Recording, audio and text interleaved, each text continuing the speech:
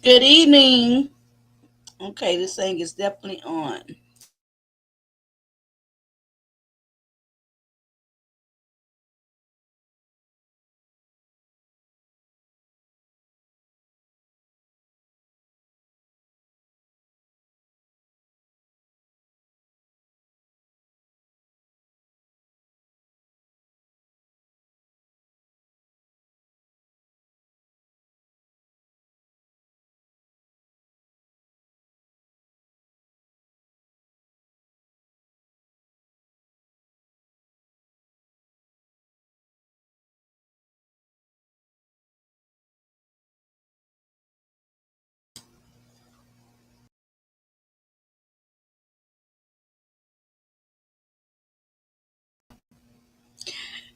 Welcome back to the Lit Lane Jury Box. Good evening to all. Today is Tuesday. It is November the 19th, and we're on day two, part two. It's actually part two, not day two, of the state of Tennessee versus Sean Finnegan. This it has been coined the term the sex torture trial. I am DemetralitALLday, your host. Good evening, Daniel Berry, Sports Highlight. And you're joining me here on the demetralitALLday channel, otherwise known as Lit Lane, and also on the official Trial Watch with Demetra channel. That channel will be actually sparked up in what's the word? That channel will officially be launched January 2025. All of the trial watches with Demetra will be held on that channel starting January 2025. Until then, I want to welcome any new subscribers that may find this channel. Please feel free to check out the playlist that's there on the home tab and all the links to all my other channels. Please hit the like, of course, and let me know in the comments that you came through. All right, so I'm going to wait for some folks to get in here. You guys should be able to hear me because that's an overlay. Excellent, excellent, excellent. I hope you guys have had a great day today. As for myself, I just got all out of schedule. I don't know what happened with that, but hey, it's okay. Everything that had to get done got done, so we're good. Let's see here. I want to change my avatar from when I'm doing these lives. And so I'm going to do that while I'm waiting for the Lit Lane Jury Box to join me here. I should have shared the live, but I haven't done that yet. Let's see. I want to change my avatar to match my background. Let's do it this one. Yeah, let's do my trial watch picture. We'll do that. Boom. All right. So okay, so I see some folks are here. Hey Winter, my pit crew moderator. Good evening, Teamy.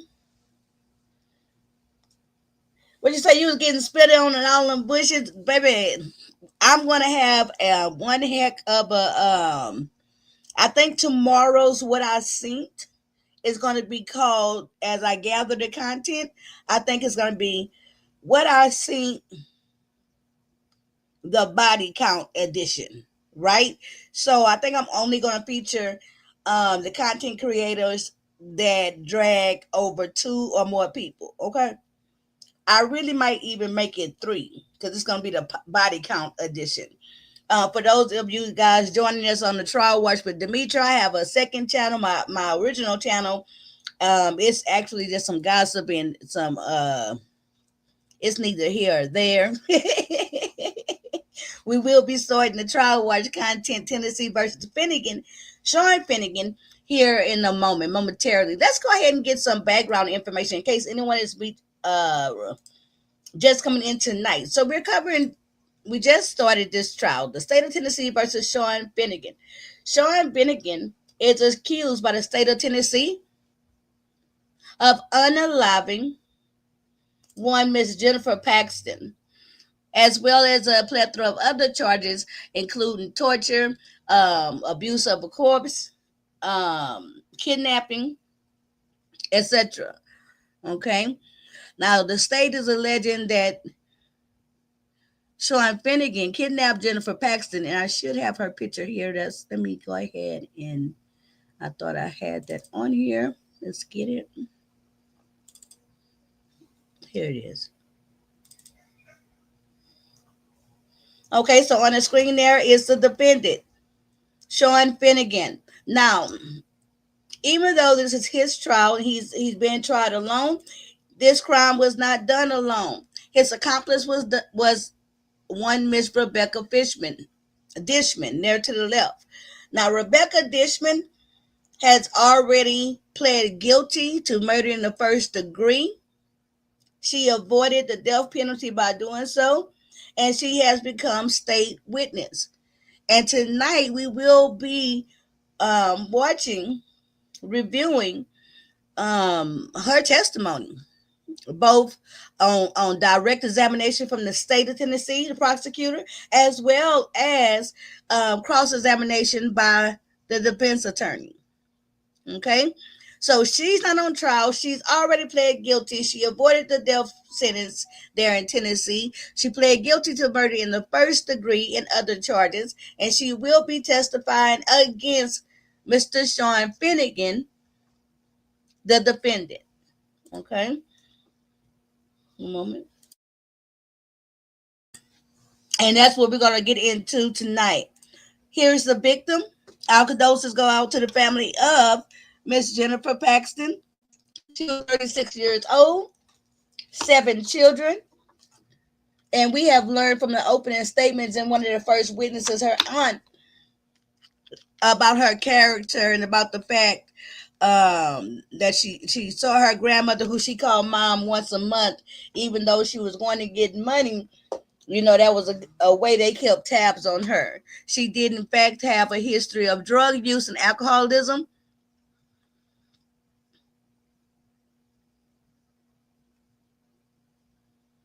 But still, every life matters. That goes without saying, right?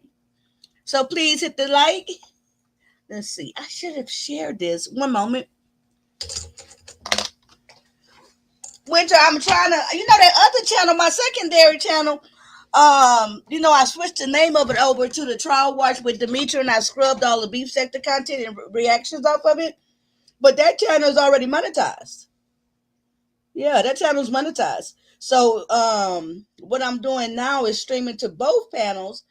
That way I can build the Trial Watches up, and then I'm going to actually be doing the Trial Watches only on Trial Watch with Demetra channel and other true crime. Yeah. But that was a good question. But it's already monetized. I'm just trying to get it, and I'm just going to be putting the tags and stuff at. Let me share this live. I'm just trying to get it, and I'm just hey, Emma. Let me share this live. Thank you. But come on over here too, Emma. Emma over there will try to watch with Demetra. Let me put a like on there too. Let me share it on the wall. Well, no, I don't want to share it on this thing. I'll do all that later. I'm waiting for y'all to get up in here. All right, there we go. Thank you, Emma, for thinking about one over there and putting a like on that channel. Hey, Kurt Vixen, Big Crew members. Hey, Room Shaker, good evening. I watched you early this morning, Room Shaker, and took notes, just a little notes, a couple of little things on you early this morning, because I really intended on going live this afternoon with what I seen. But what happened? Oh, I had something happen in the house. Oh, y'all late went to say. I do have a membership on the other channel, but I need to really halt the membership over there until January. So just get your memberships here. And that channel, I'm building it. It's already monetized. Remember, that's my Seymour Lane. It's already monetized. Hey, Rock. Renee say hey. Girl, we did his rock toenails last night. He just looking better. He's looking better, feeling better. Okay. But I was finna say, I'm saying a whole lot of stuff. Room shaker. I got some notes on your live from this morning, and I just didn't get around to doing that. What I seen, the body knows what the body knows. I end up falling asleep today for like 2 hours. I wake up really early in the morning to start waking my son up for school. Catch that the key word is to start waking him up. Okay. So I be tired. Hold on, let's see. Um, I am trying to attempt to share this live on my wall. Boom. Okay. Share. Okay, we live. All right. I kind of want to give everybody a chance to get up in here. The regular Lit Lane jury box folks, my regulars. I want to kind of make sure y'all give y'all a chance to get in here because this is gonna be really, really, really, really, really good. Hey, Lady Steph. So tonight I got the pictures for y'all. Okay. So y'all know, of course, we started Sean Finnegan. This is actually his arrest photo. Okay. This is Sean Finnegan's arrest photo along with his cohort, his partner in crime, his accomplice, Rebecca DISHMAN. Rebecca DISHMAN and him, what we found out last night from opening statements, were in a mutual consensual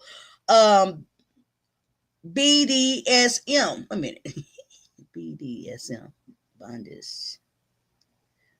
BSDM. BD. No, so it's definitely BDSM relationship. Okay, she called him master, and she also called him daddy. They had a very curious and open, maybe some would say taboo sex life. She has, and they were accused together of this crime where they kidnapped, tortured, then unalived Jennifer Paxton. This is the victim, Jennifer Paxton. Jennifer Paxton was 36 years old at the time, the mother of 7 children. She did have a history of drug use and alcoholism. She was homeless at the time. But of course, she did not deserve her what happened to her. So the pair is accused of, and Rebecca DISHMAN, the accomplice, has already pled guilty. By pleading guilty there in the state of Tennessee to the murder in first degree, she has avoided the death penalty. And she has become state witness. Tonight on Trial Watch with Demetra, we will be watching the testimony, her complete testimony, you guys. Direct examination as well as cross-examination and redirect. We will get that done tonight. Okay. And what else did I want to tell you guys? We also learned that they kidnapped her, they tortured her, they handcuffed her, they tortured her physically and sexually before finally unaliving her by baseball bat. Good evening, Tyler Jones. Good evening, Bird. Welcome to the Late Pit Crew. Okay, to make matters worse, if they can get worse, which they do, when they unalived her with that baseball bat, they proceeded to keep her body for over 8 months stored in a freezer that was in their bedroom closet. To make matters worse, we found out during opening arguments yesterday that all of this was being done in the same household, under the same roof, with the defendant Sean Finnegan's elderly mother. Last night, of course, the prosecutor put on his opening statement saying what they're going to prove and about the witnesses going to come. But what really caught the Lit Lane jury box's attention, or a lot of commentary, was from the defense attorneys' opening statements. At that point in time, it was very obvious that the defense plans on putting on a case, whereas they point the finger at the accomplice, Rebecca DISHMAN. For all points and purposes, it sounded from the opening argument last night from the defense that they are in fact casting her as the mastermind. And this is, of course, an attempt to save the life of the defendant, Sean Finnegan. This is a death penalty case there in Tennessee. And y'all, I didn't do any of my research. Y'all gonna have to just charge that to my head, baby, and just know I'm gonna have it for y'all. Hey, Jill's Comfort Zone. So I'm pretty much seeing everyone that I know be here regularly. And thank you for everyone who may be new. You just joined the Little Lane Jury Box. Y'all hit the like and let's get started because this is going to be very interesting. There's a lot of testimony. So I want us to get through it. Let me take down the defendant's picture, child. Okay. All right, let's get started. Present video file. Okay. Part A. Boom.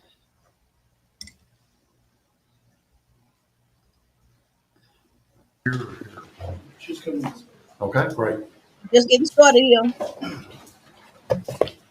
Right. And while she's coming in, ladies and gentlemen, anytime anybody has any problem hearing, or remember I told you about a break or anything, just raise your hand. If you have a hearing problem, just point to your ear, and I'll know because I have kind of a hearing issue too. So I want to make sure everybody hears everything.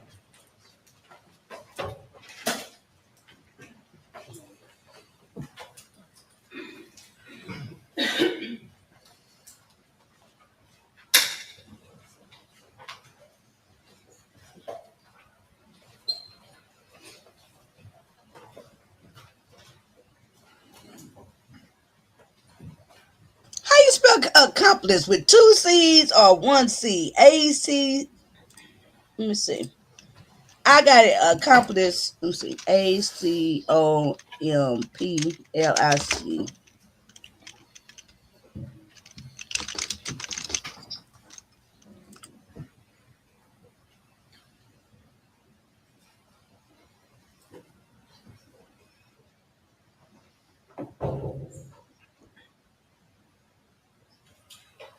Ma'am, if you'll step up here next to me, please.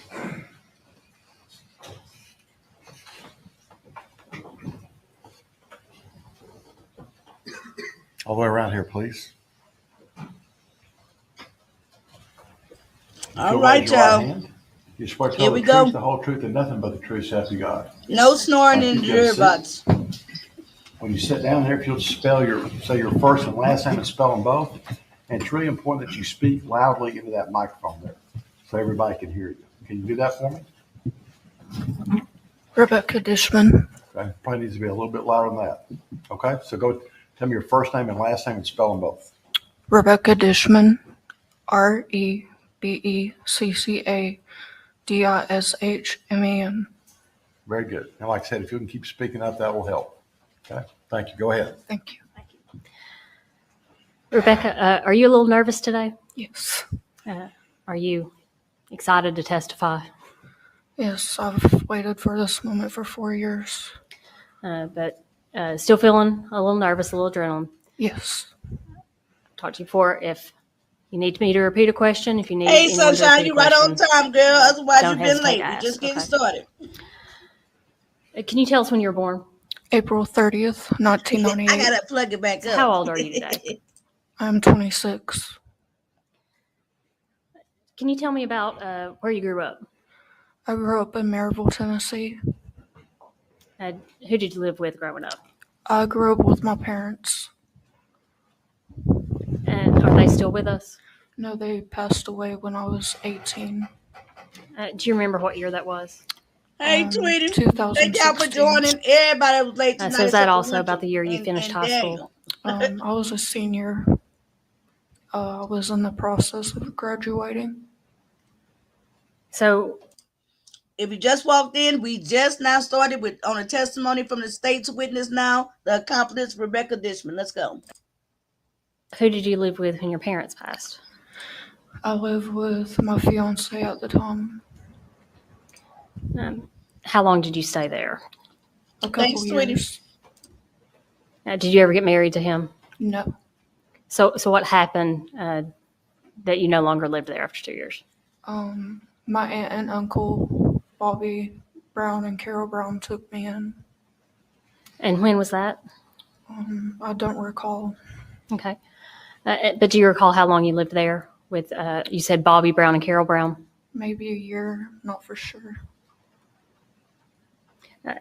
So you stayed with them for about a year.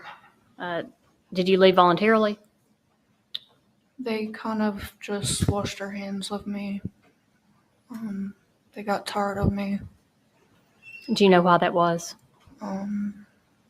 because I was with another fiance and had decided to move in with him, and they weren't happy. How many fiancés have you had? I've been engaged 5 times, but I've lived with the 3 of them. Okay. So when you left Bobby and Carol Brown, you said you went and moved with another fiance and they washed their hands of you. Yes. How long did you stay there? I believe it was a year or so. And how did that turn out? Did you marry that person? No, Did you stay living with them? no, they moved. Okay. So where did you go from there? I ended up staying with my best friend, Tabitha Sparks, and she ended up kicking me out as well. So where to from there? I moved back in with Crystal Mays, which is the mother of Austin, my first fiance. And did you stay living there for a while? Yes, until they kicked me back out. Okay. Hey, Lady T, you're late. And you missed part 1, yes, but that was just the opening statements and the first character witness, the aunt. Right now, tonight for part 2, we're hearing from the accomplice of this crime. She has already pled guilty to manslaughter. No, not manslaughter. Murder 1. Okay, and escaped the death penalty. Right now, who's on trial is Sean Finnegan. This is a death penalty trial in the state of Tennessee, and we just getting started. Okay, don't forget, you guys, if you come in or join the trial watch at any time in the middle or want to rewatch something, all of these lives are on the playlist called Trial Watch with Demetra. All right, let's get started. Let's go back. So what was the next place? Rick and Jenny Fry. I've known them since I was. Could you say that again and speak up? I think the court reporter was having trouble Rick hearing and you. Jenny Fry. One more time. Sorry. Rick and Jenny Fry. Okay, thank you. And did you stay there for a significant amount of time? Yes. When did you leave that location? I believe it was August, September of 2019. And what happened that made you leave there? I had met Sean on Facebook and decided to move in with him 2 weeks after meeting him. He Okay. convinced me. What was that last part? He convinced me to move in with him. Hey, Lou. Okay. So you say you met him on Facebook. Welcome to the Little Late Jury Box. Thank you for and moved in listening. with him about 2 Joining. weeks later. Am I hearing that correctly? Again, sorry, Yes. it is. Make sure you speak in the mic. Could you tell us about that interaction, about meeting him on Facebook and what happened in that 2-week period? Our relationship was kind of fast, and within the 2 weeks I decided to move in because the people that I was staying with, I felt like I was scared that they would end up kicking me out, and I was hoping that things would work out better. So how did you feel about trying to move in with Sean? At the beginning, I felt, comfort and safe. Okay. Now you said that he had convinced you to move in. Could you tell us about that, please? Like the first text that I recall is he was telling me that he wanted me to move in with him, that he wanted me to live with him and be his girl. And did you like that idea? Yes. Thank you for the So cash app. after about 2 weeks, how did you get to his place to move in? I had basically told Rick and Jenny that I was leaving. I packed my stuff, and he came to get me, and I moved in with him. So what were things like when you moved in? The first couple weeks were okay, and I went to go take a shower, and that was our first argument. He pushed me, and I ended up cutting my leg pretty bad, and that led to my first punishment. Okay.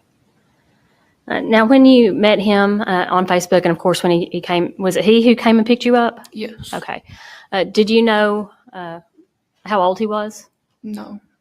Did you ever have a conversation about how old he was? He had told me that he was in his 40s at the time. Okay. Did you know anything about his background?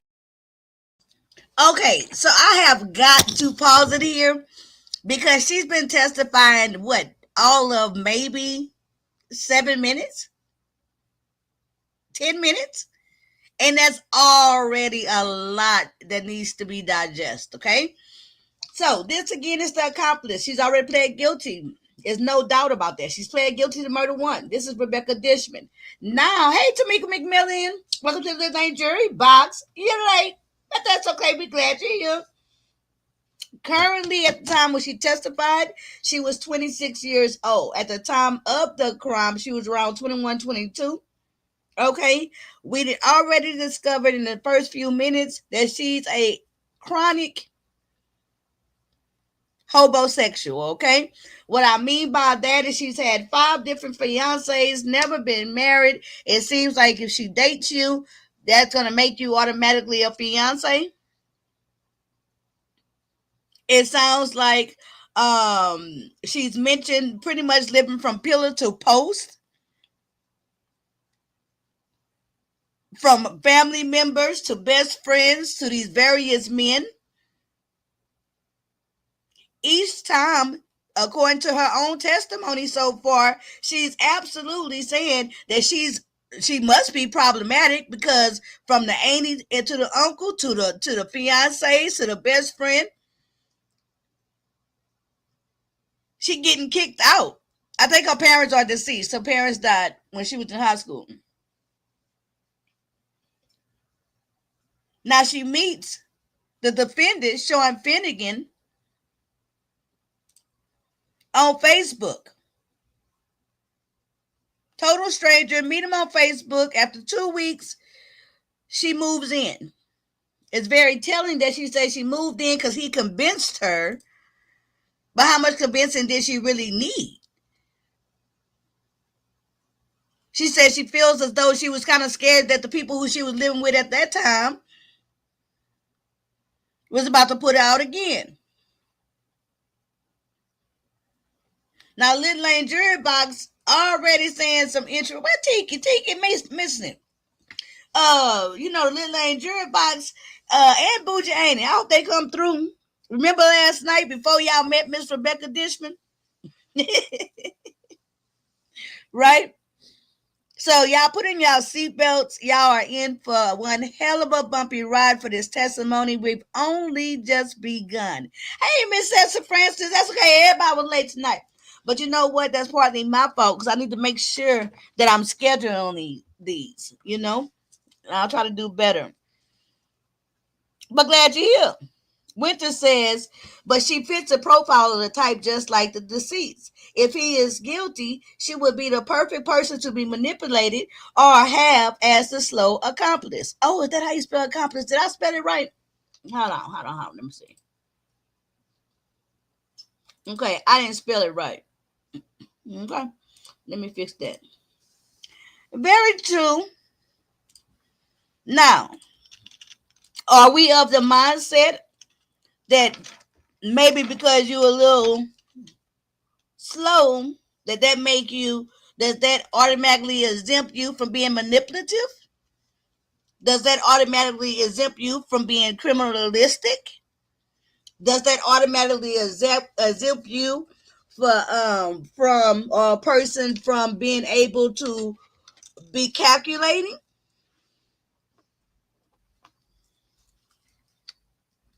Thank you, Winter. Now that's good. That's questions that I'm posing to the Lit Lane Jury Box, right? because I see quite a few people saying, Sunshine said it's gonna be a mess. Where Claudia at? She not up in here trolling the trial. Let me see. Got that? No. Emanate says she's looking for somewhere to live. Now she has a residence that she will be at for a good little while, a good long time. She got life. Okay. Went to say she torched animals.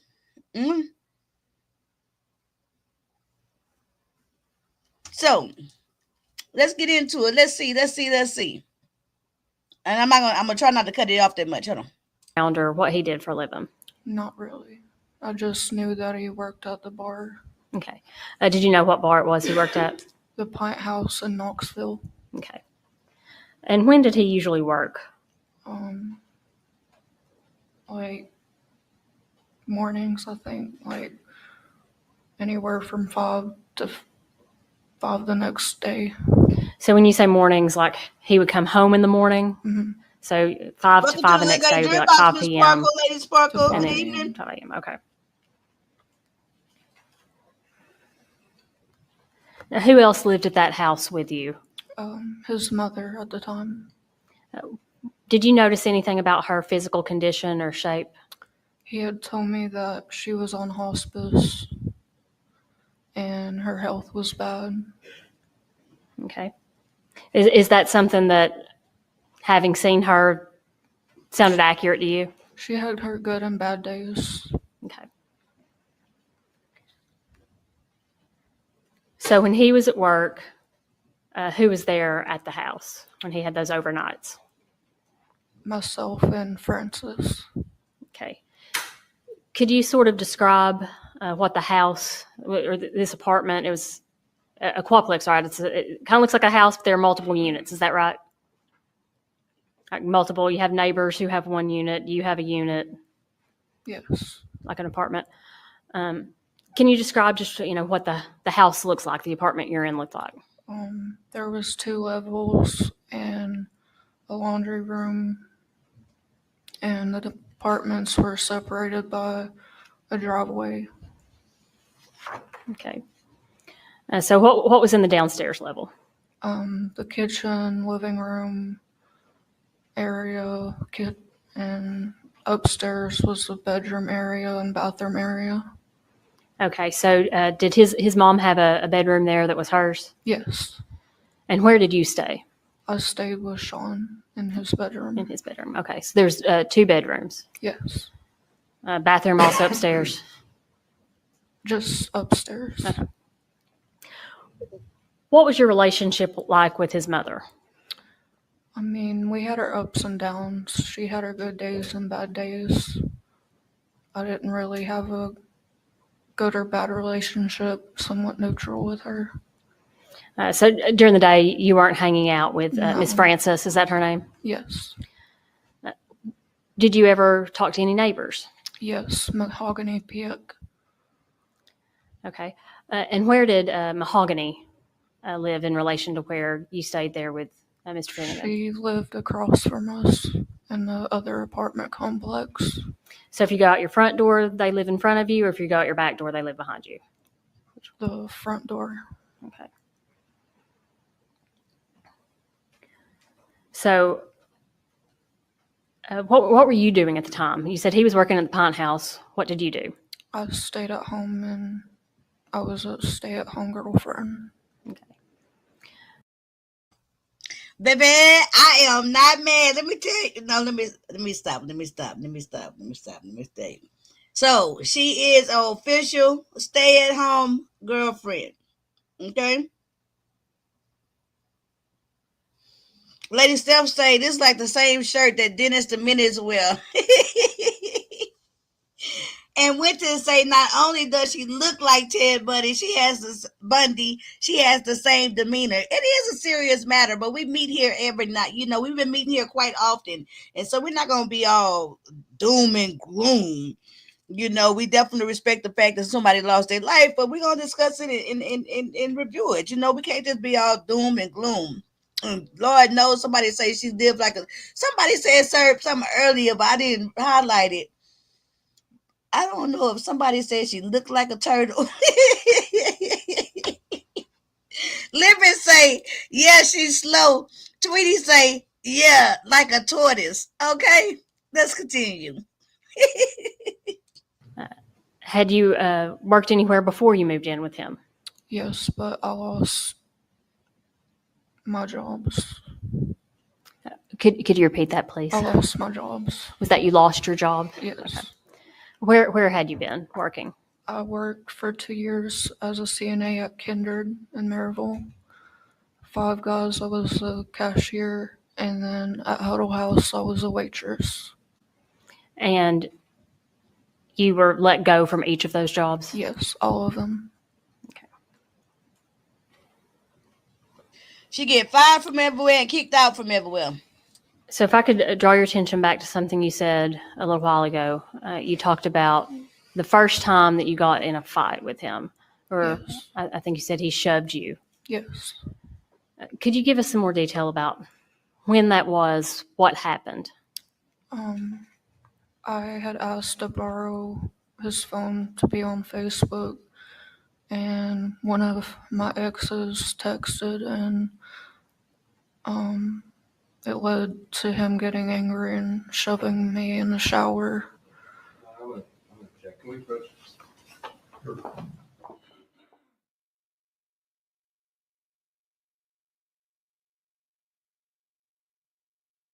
I forgot to mention, I think they're going to go back to the part. Somebody said it here. Somebody caught what I meant to mention, where she said it was only 2 weeks in. Here it is. They was only 2 weeks into her having moved in with him that they had their first fight where she was in the shower, getting out the shower, what have you, and he pushed her. And that's also when she got her first punishment. So I do believe they finna go into explaining what did she mean by he punished her and how did he punish her. You got to remember they was in a BDSM relationship. At times she called him master, sometimes she called him daddy. Right. Let's If you could Uh-oh. continue telling us about that particular event.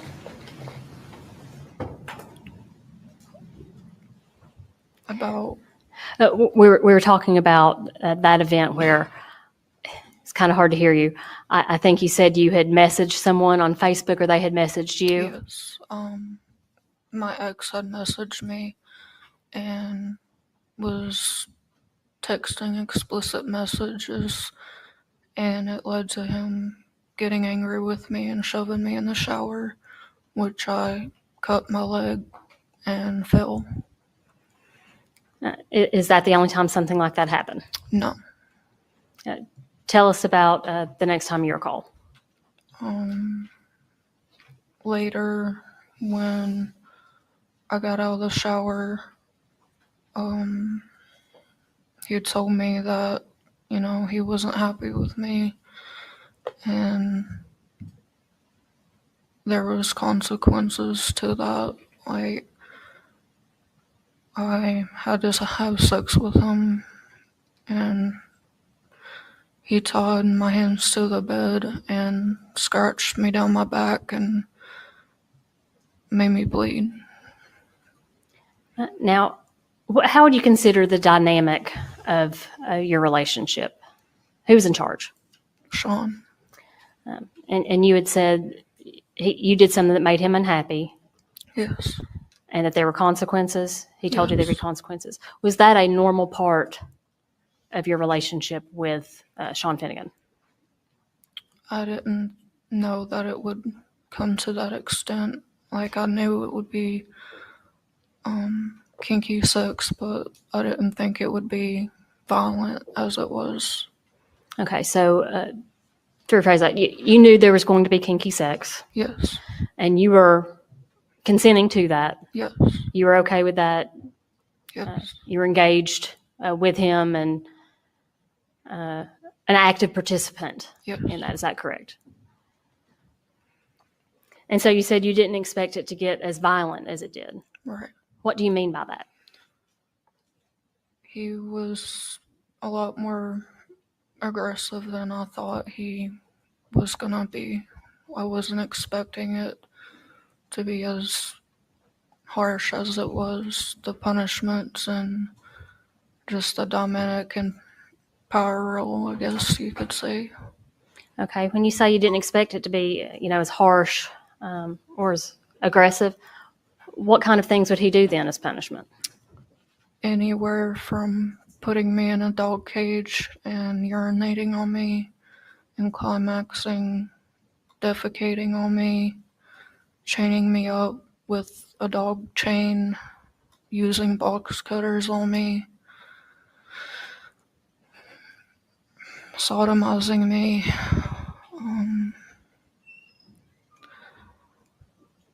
using torch ladders on me, just very violent punishments. Oh Lord, y'all catch y'all breath. And this is why I put warning. There will be graphic testimony and content discussed during this live, okay? Trigger warning and graphic content warning. So just that quickly, she said about the punishments in this relationship, whereas he is the dominant figure, her punishment ranged from putting her in a dog cage, urinating and defecating on her, using a box cutter on her, using a torchlight on her, sodomizing her. It's a lot, okay? Winter says, now due to her age, that BDSM would be something that she was introduced to and like most women. That she was introduced to and liked. Most likely he was the one that introduced her to that part. She already liked kinky stuff, so it was easy.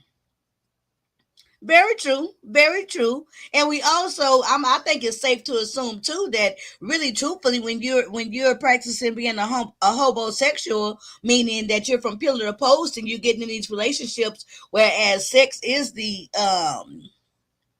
basis of the relationship. I think it's safe to say that opens you up to be more willing to do more. That's just my opinion. Right? Winter says, but hell, this is abuse. Living says, now the defense want us to think she was the mastermind, child. Now, I know it's kind of a taboo subject, but a lot of those things she discussed, the golden showers, the scat. The scat is the defecating on her. Now that box cutting with the cutting and the torchlight burning her, that's really, really extreme. Right? But they actually this is not something brand new and unheard of in those communities. Let's continue. And I understand this is probably hard to talk about. But when you say using these things on you, what do you mean he was using them for? What was he doing? For his sexual gratification. Okay. So you say he used chains on you. Yes. How specifically were they used on you? It was wrapped around my neck with a padlock, and he made me walk on all fours and act like a dog. Okay. And the same thing, he put you in the dog cage? Yes. Okay. You said he used a box cutter? Yes. How did he use that? On my inner thighs and cut. All right. So he would use a box cutter and cut on your inner thighs. And you also said something about a torch? Yes. What kind of torch? No. Can't do that in here. Can't do that in here. Sorry. Go ahead. Thank you, Your Honor. What kind of torch? A torch lighter. Like a torch lighter? Mm-hmm. Could you describe what that looks like? How is that different than like a cigarette lighter? It's usually used for like lighting grills and other things like that. And what would he do with that? He made me perform oral sex on him and he had his leg over my throat and was burning my shoulder at the time. Okay. What was your name for him? If you referred to him as Sean, and did you refer to him as anything else? At the time, I was his little girl, and I called him Daddy. Okay.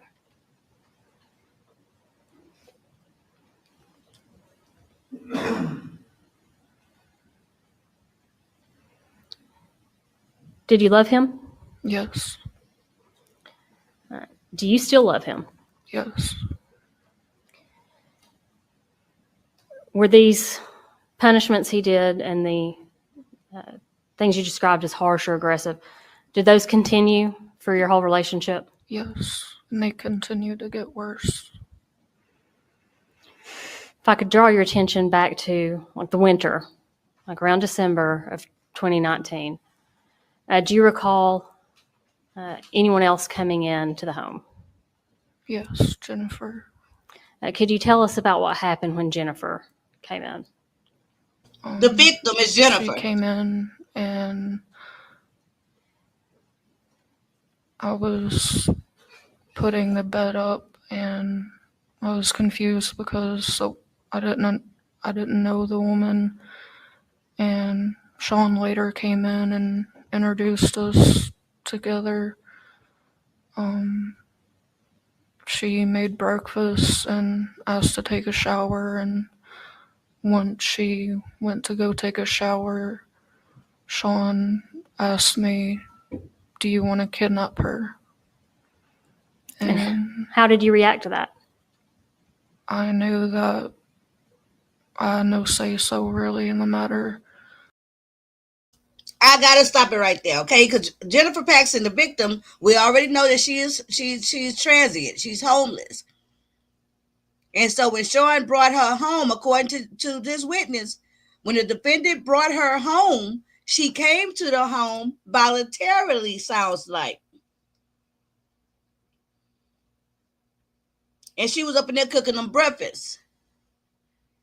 And at some point is when it became an involuntary situation. I just wanted to point that out. That he controlled the house, and anything I said, even if it was a no, that it wouldn't have mattered anyways. Do you know how Miss Paxton got to the house? No, I'm assuming that he just, I think her name is Rebecca Paxton. I'm calling her Don't Jennifer. assume. Did she arrive the same time Sean arrived? yes, Okay. And this was a time he had gone to work and he came home? yes, Okay. So she's there, makes breakfast, takes a shower, and he's talking to you while she's in the shower. Is that right? Or was it before or after she got out of the shower that he made that statement about kidnapping her? when she was in the shower. Okay. So what happened when she got out of the shower? She ate breakfast and we were talking, The beef. and after she ate breakfast, he walked her over towards the back door and was showing her a baseball bat. And then he started hitting her over the head. And I went into shock, and he yelled at me to go upstairs because his mother was coming down for her medication. So when this started, where were you when he's talking to her about the baseball bat? I was in front of the fireplace in the middle of the living room. Okay. And so you said they're closest to the back door, Yes, and Miss Finnegan is getting her medicine. yes. Where was she? She was upstairs, but she was in the process of coming down. Okay. So at that point, he instructs you to intercept. Yes. So what do you do then? I went upstairs and I told her to stay in the room because I didn't want her to see what was going on. And did she do that? Do what you asked her to do at that point? She fussed at me and went back to bed. And what did you do? By the time I got downstairs, they were fighting. Jennifer had the fire grate over her to protect her, and there was blood on the floor. When you say the fire grate, you said you were saying my fireplace earlier. There's the thing in front of the fire place, or like the thing that logs would be in, The thing that is in front of the fire. like the screen. Yes. Okay. So you say she's got that defending herself with it. Is she hitting him with it, or is she holding it over her? She was just defending herself with it, holding it to her body and head. Was that effective defense? No. So what happened is when you arrived and you see that going on, what's going on next? I was in shock, and I approached slowly, and he told me to go into the kitchen and get the cleaning supplies. And what did you do when you got the cleaning supplies? He told me to clean up the blood, and he was disgrading her. He ripped her pants down and was screaming at her and said, You need to speak up some more, a little louder, okay? A little closer to the microphone. he said, "Why don't you shave?" And she started crying, and he just spat on her and was really aggressive towards her. So she's there on the ground, it sounds like at this point. Yes. And he's ripping that off. And you have cleaning supplies. Yes. What's going on at that point?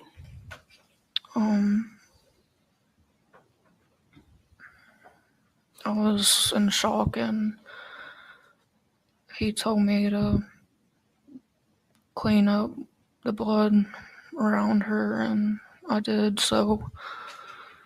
And at one point, he told me to get on one side, and he got on the other, and both of us went up the stairs with her and walked her to his bedroom.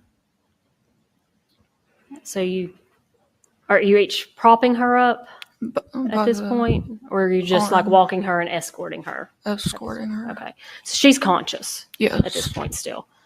So you walk up the stairs. What happens when you get up there? He locks the door and lays her on the floor on my side of the bed, and he makes her perform oral sex on her. And I'm forced to watch. Okay, could you repeat that? I think the court reporter was having a hard time hearing you. He forced her to perform oral sex on him, and I was forced to watch.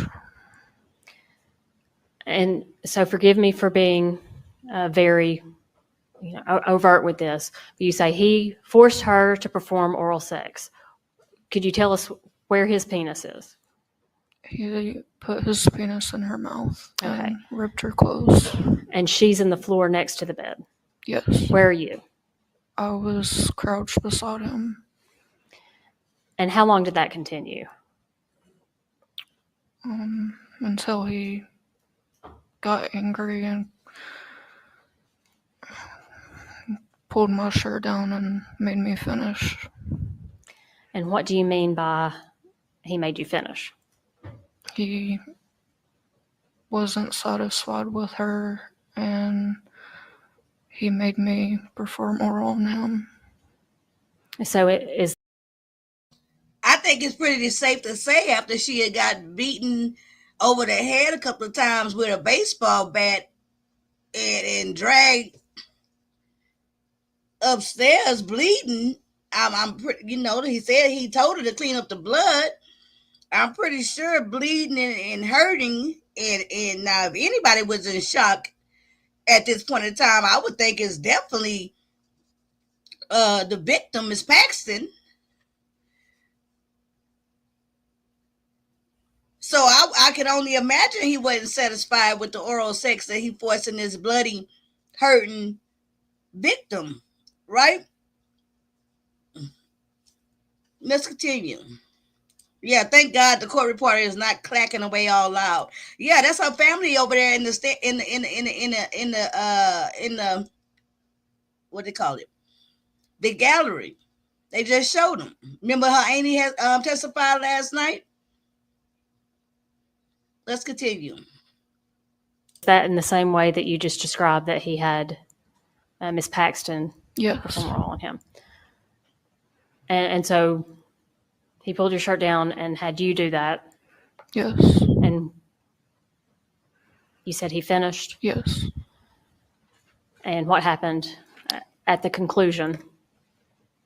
He went downstairs to clean up the blood and told me to watch her to make sure she didn't leave the room.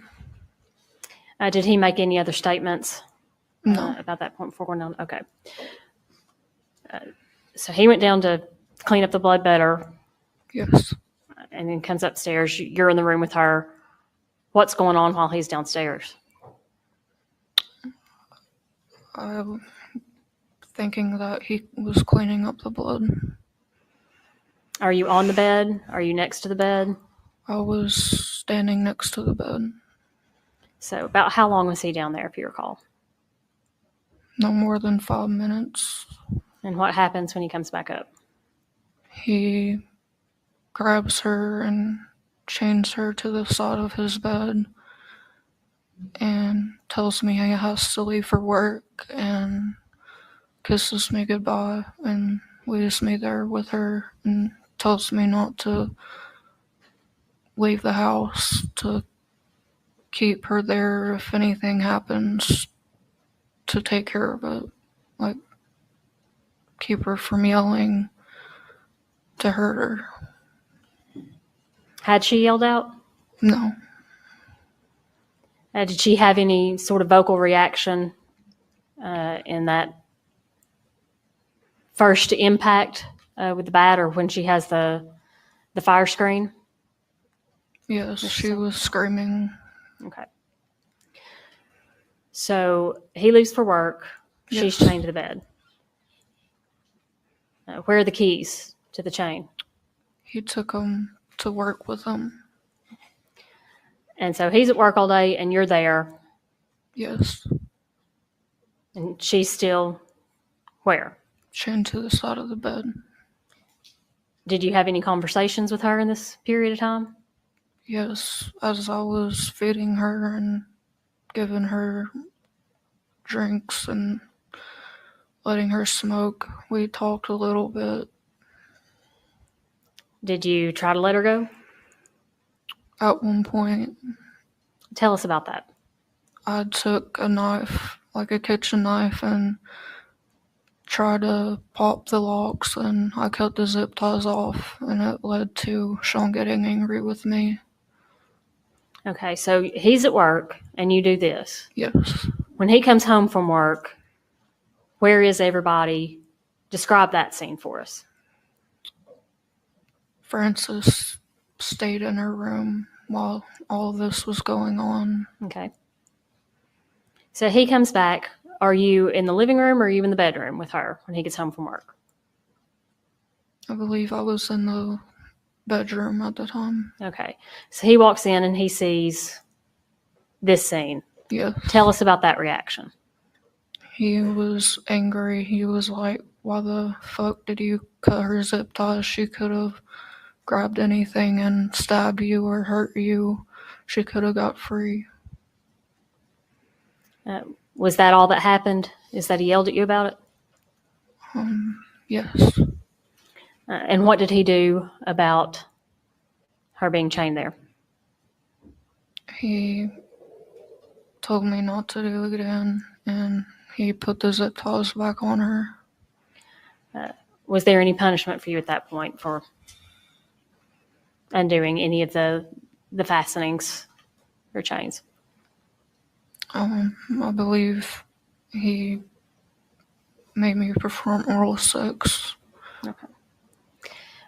Were there anything else that he did sexually at any point to Miss Paxton? He forced my adult toys inside of her and forced his fingers on her and Good evening, forced Chalo. me to watch. Welcome back to And the Little Jury also, Box. at one point, she was on the floor and he was behind me and he forced me to climax over her. So, in the course of this, you are actively participating in sexual activity with Miss Paxton too. Is that correct? I couldn't climax until he forced me to climax. But that does mean Yes. that you are participating.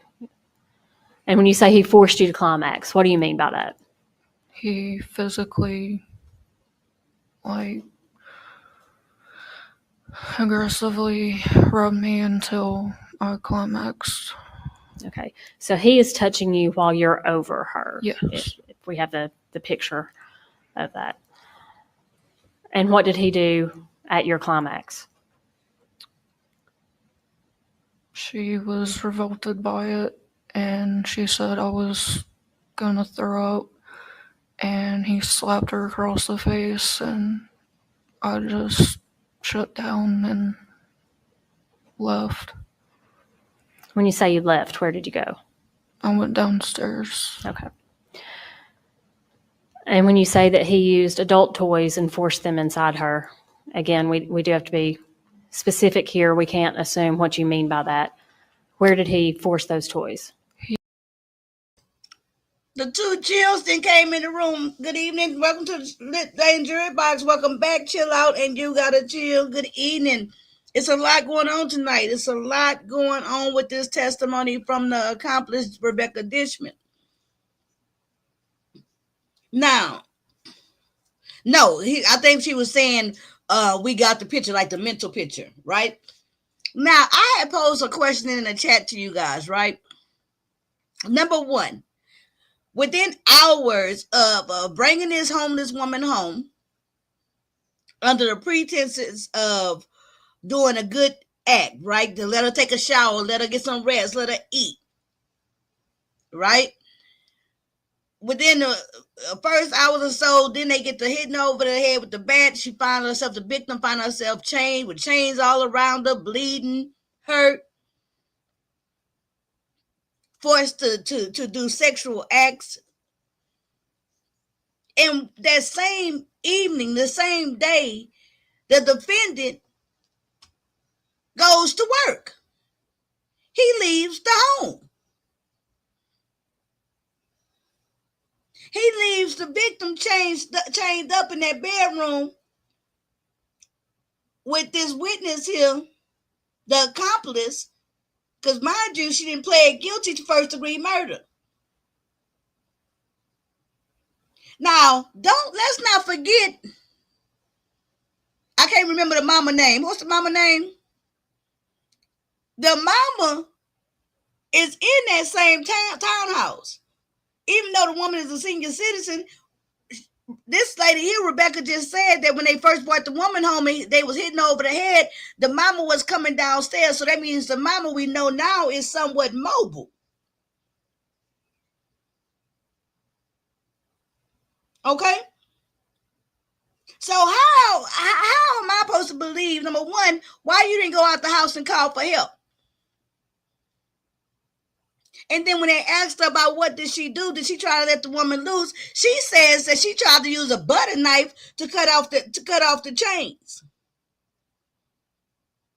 I don't bit more believe that.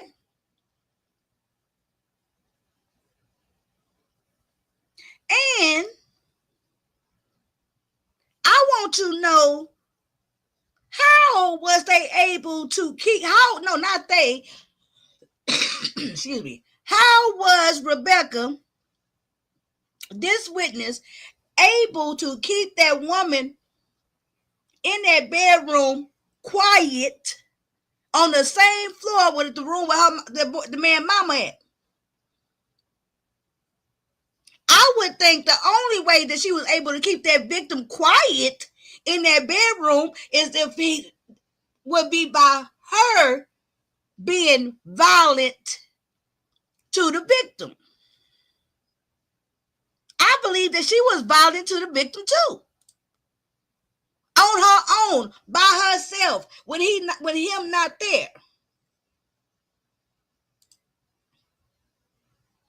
It's these things that make me think, to make me feel, I feel very little remorse for her or sympathy for her, and it makes me feel like she's complicit. More complicit than what she's trying to lead us to believe. She's saying them old trick, them catchphrases. She's shocked. She was shocked. She was forced against her will.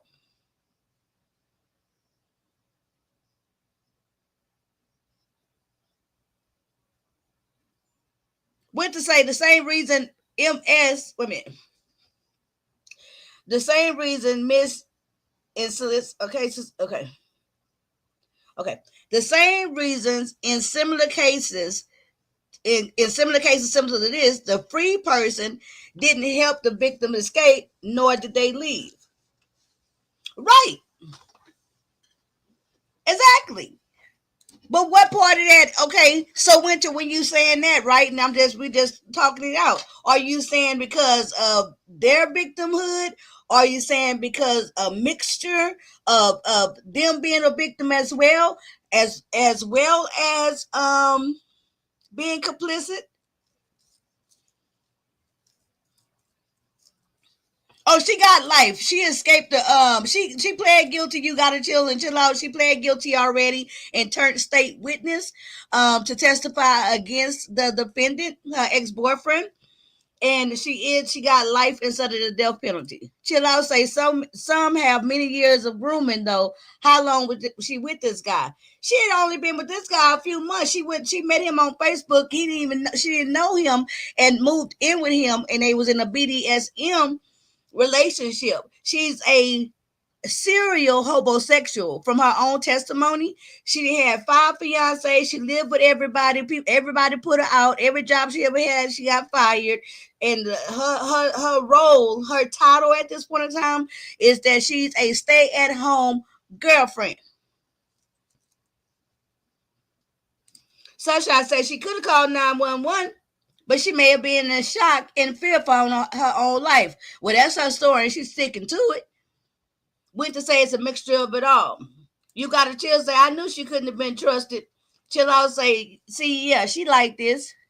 And we're going to keep listening to her testimony, right?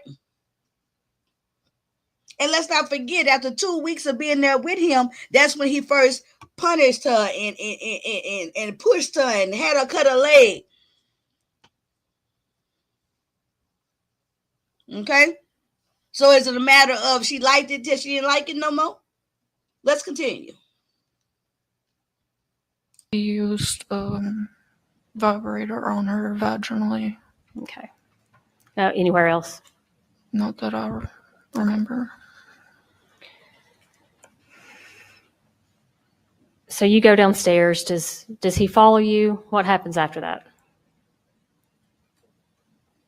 I just cooled off for a minute and then I came back upstairs. Okay. And when you come back upstairs, where are Sean Finnegan and Jennifer Paxton? We went to sleep. Okay. And when we're talking about you going to sleep, where is she? In the floor, beside Sean. Chained to the bed? Yes. And where are you? On the left side of Sean.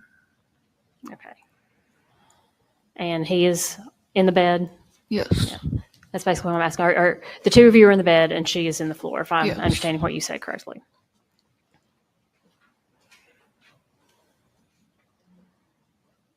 Did you ever have a key to those padlocks? No.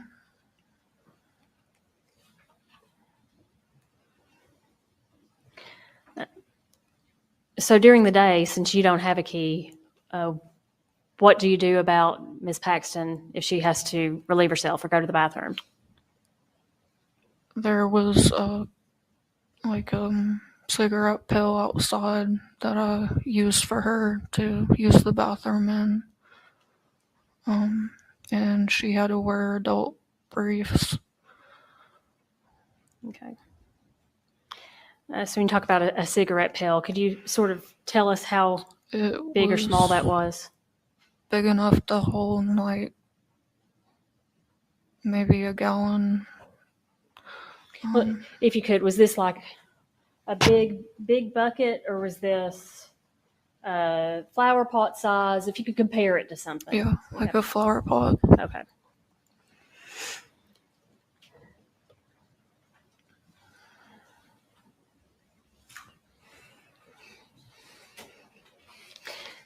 Did Miss Paxton ask to leave? Yes. What could you do about that? I told her that I wish I could let her leave, but I didn't have any way of letting her go, and it really upset me. Did she ever tell Mr. Finnegan she needed to leave or wanted to leave? Yes. What was his reaction?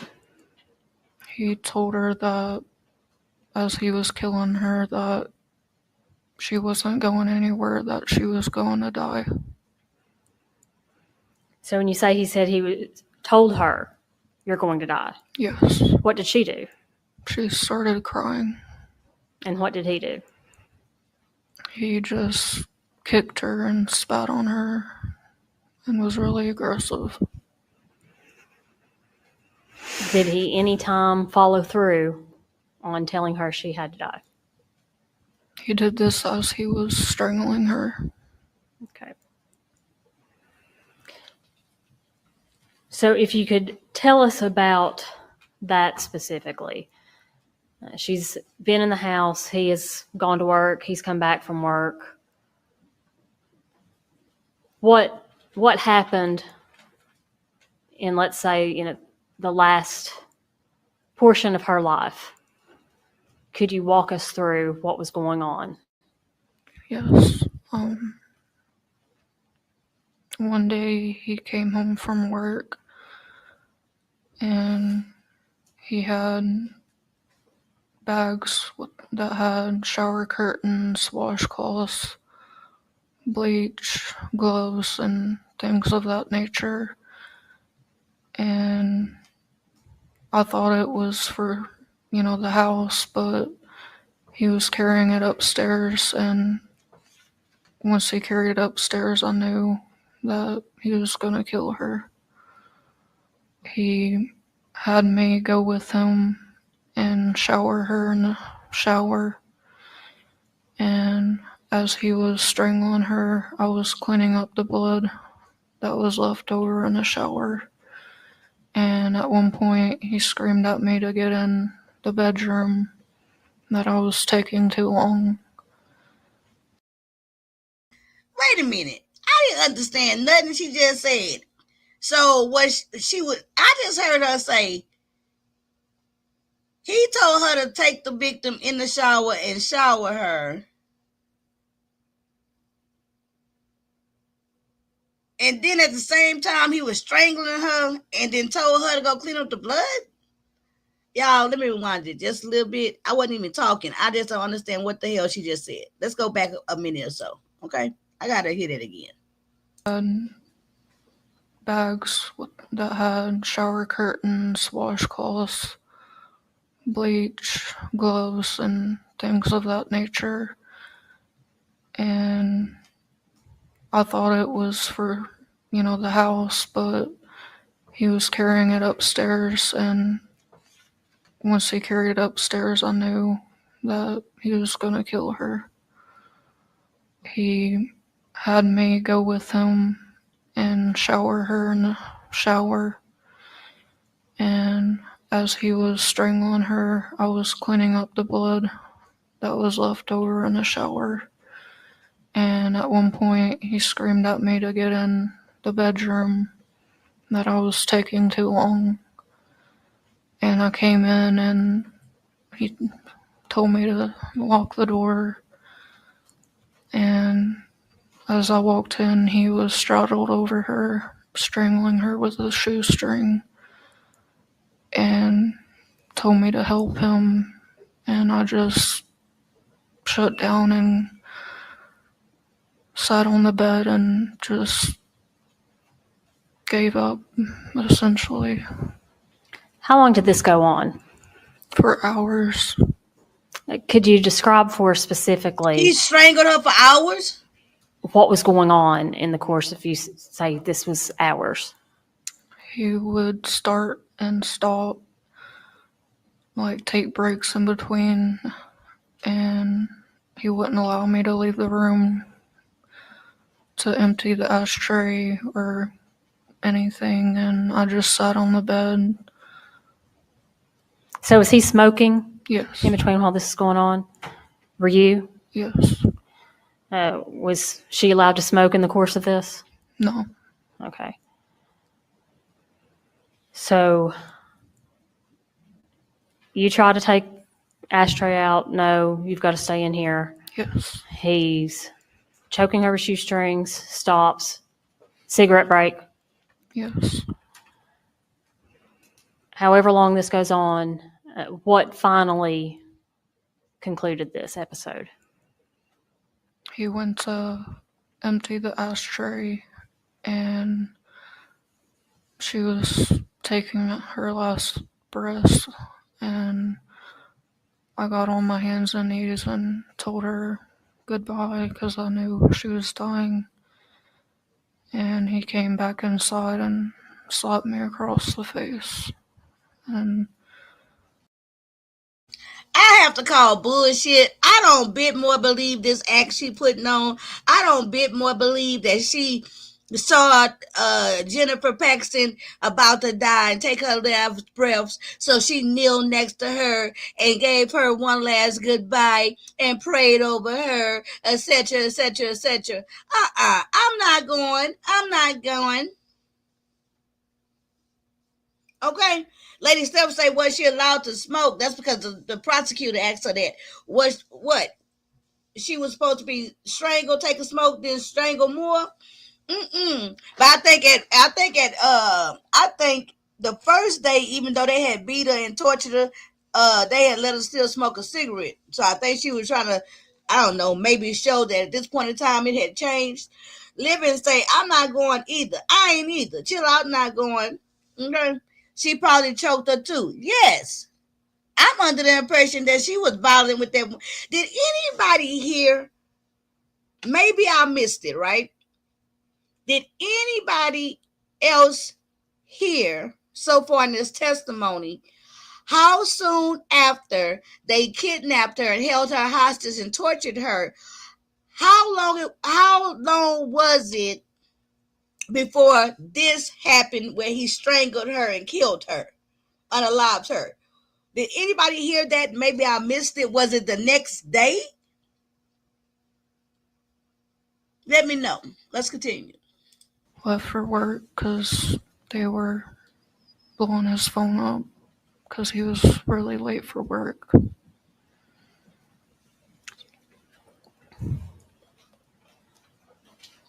So when she finally passed, and you said you knew she was going to, was Mr. Finnegan choking her at that point, or He was in Okay. the bathroom emptying the ashtray. after he had choked her? Yes. And so they're blowing up his phone for work. Yes. What happens with her body laying there on the ground? She takes her last breath and she just dies. Okay. So she died, and he says, I'm going to go to work. Is that Yes. what you're saying? So what happens? He goes to work, and you're there. Yes. From the time he left to the time he came home, I was on his side of the bed, Good evening, checking Joy her Barnes. pulse, Thank you for coming to the Lane and Jury Box. just in a state of shock and fear. Exactly. Did she have a pulse? No, Thank you. You got him. Did you call 911? no, Did you have a phone no. at that point?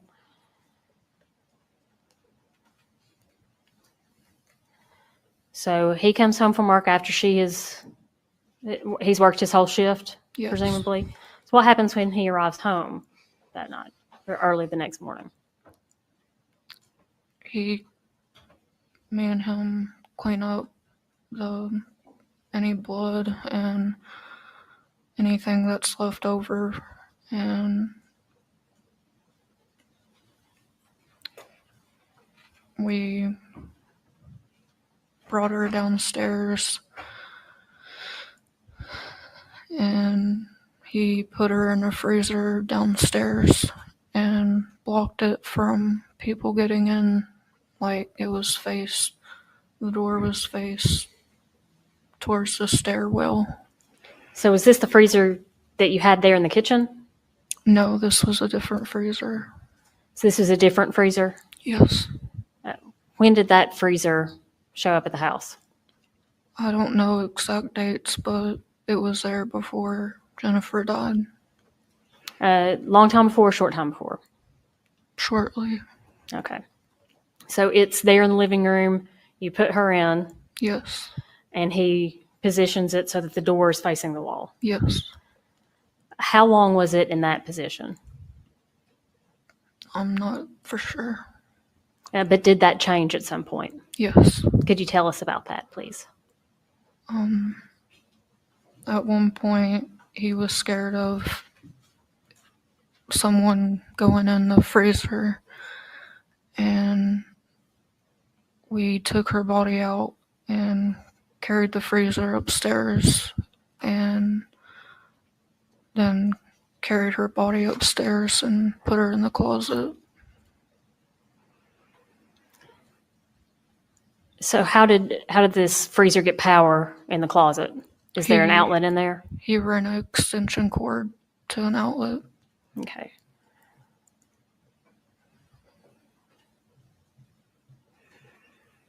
So at this point, she's in the freezer. What is the state of her body? Is she wearing her clothes? No. What happened to her clothes? I believe that they were in a bag, like, for tossing away. For tossing away, is that what you said? Okay. And so before she's put in the freezer, could you walk us through again the process before putting her in the freezer the first time? When we put her in the freezer, Sean was in front of her and I was behind her.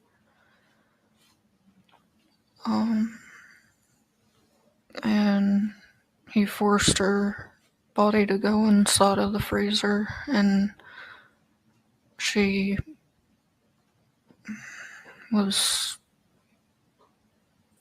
made a noise, like snapping noise, and blood went on me, and it freaked me out.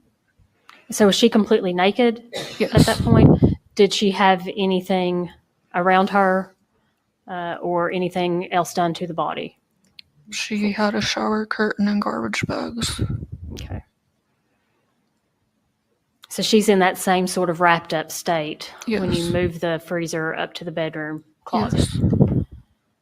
Yes. Did you notice anything else about him doing anything to the closet door? He changed the locks. Did the closet previously have a doorknob that locked? No. And so he changed it to a different Yes. doorknob? Okay. So Miss Paxton is in the freezer that is in the bedroom.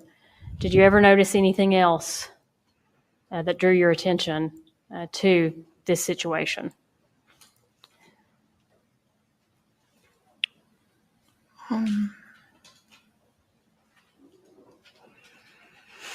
Did you ever walk in and see Sean?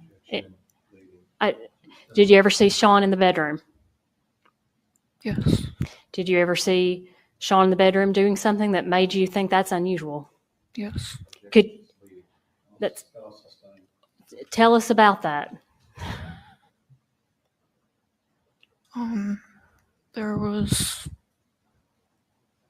1 or 2 times that I caught him masturbating to Jennifer. Could you describe that scene for us?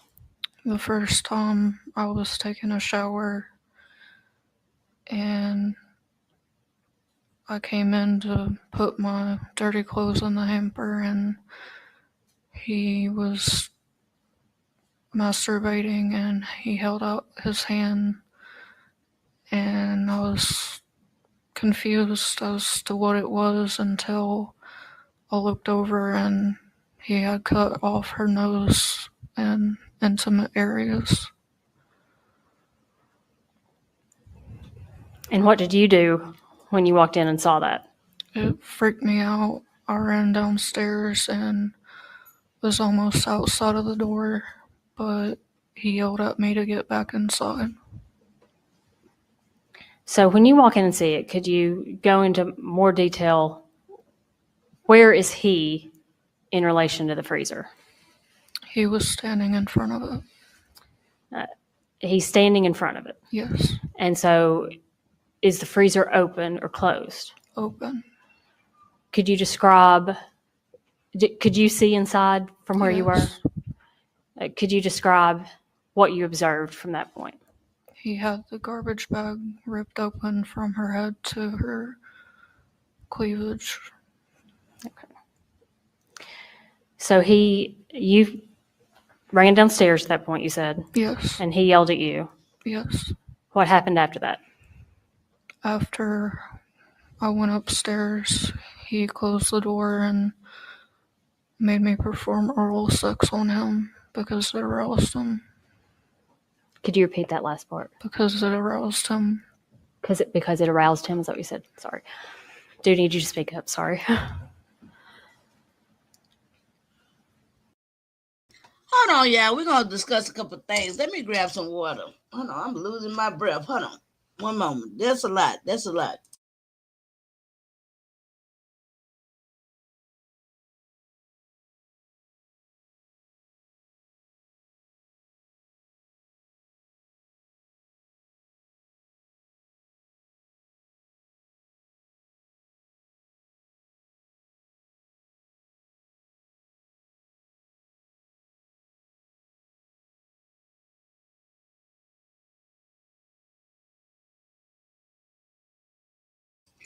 Okay. So this is already very, very graphic, but I just feel inclined to really point this out, right? So what I really heard her say in this portion of it, post-mortem, is that while she was in the shower, she went to go take a shower. She came back in the room to put her dirty clothes in the hamper. He was standing in front of the freezer where they got her body. She's now deceased. They got the dead body in the deep freezer in the closet.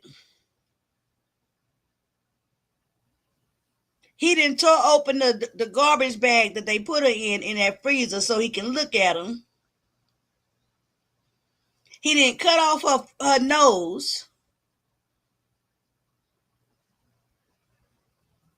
And he's standing there with the nose in his hand because she said when she walked in there and saw that, he had held out his hand, and in his hand was the victim's nose. So what I'm gathering from that is that he was standing in front of the freezer, sitting there getting off, masturbating himself with the woman's nose in his hand, while he looked at the body with her nose missing and her breast.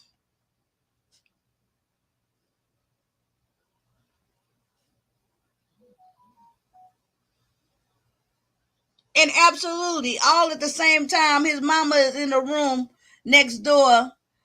Y'all didn't say she was watching Johnny Carson and Jeopardy. Okay? And then she go running because it's too much at this point in time. He get her, catch her, bring her back up, and have her the complete oral sex. So what he did with the lady knows then. Child. With the say, I'm telling y'all, this is not the first victim of this type. Cold cases and missing persons will reveal all that years down the line. Oh, you talking? Okay, so what you're saying is what we talked about last night, that that y'all believe, some folks believe that with the extent that he went to with this victim, that it's going to come out later that possibly this wasn't his first rodeo, and that he's some type of repeat murderer in this type of crime. Child, I can't stop looking at her hairline. I hope they get swirlies every day. It seems like she might be up in prison cutting pulling the hair out, or somebody else pulling it out. Till I say, Winter, I agree. This wasn't his first rodeo. Lady T say, yeah, he was rubbing his peen with the nose, proud of his accomplishment of sticko. I kind of get that from that too. I kind of believe that too. Joy Barnes say, Winter, I was thinking the same thing. More victims somewhere. Right. We talked about that possibility last night. Sassy say, I feel like she participated in whatever he did to the victim. But I will be rewatching this tonight. I'm babysitting some 3-year-old twins, so I have to keep walking away. Okay, Sassy. Yeah, all this happened post-mortem, right? Until I would say, I bet the mom could tell some stories. I bet the mama wish they would have just went ahead and put her in the goddamn nursing home. Okay? Let's continue. Thank y'all for watching this along with me. Trial Watch with Demetra, State of Tennessee versus Sean Finnegan. Sex and torture trial. This is a death penalty case.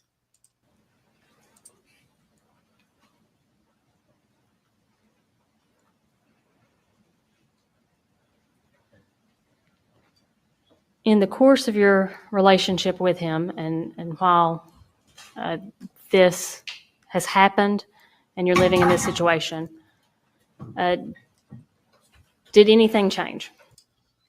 Damn, whatever that is just fell, just scared the shit out of her. Did y'all see her jump?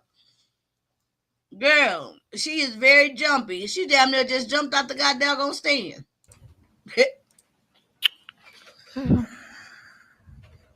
It just kept getting worse. When you say it kept getting worse, what do you mean?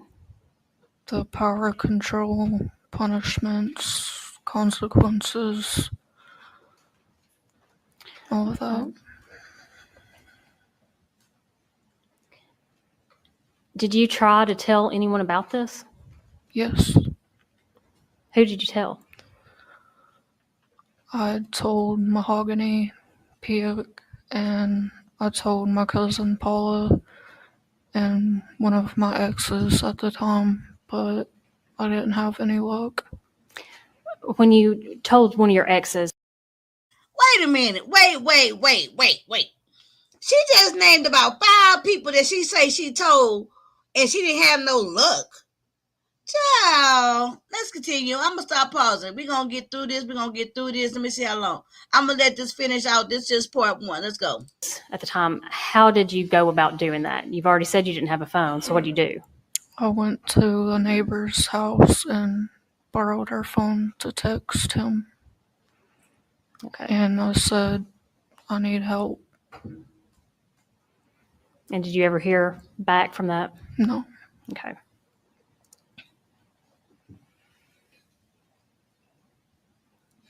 So, how many times did you tell Mahogany about these kinds of things?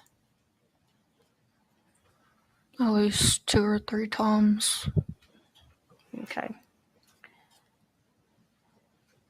Could you tell us about what led up to your eventually telling people what had happened?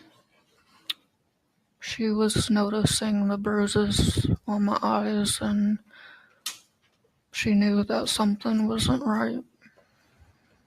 Because she kept asking me, Rebecca, what's wrong? What is he really doing to you? Okay.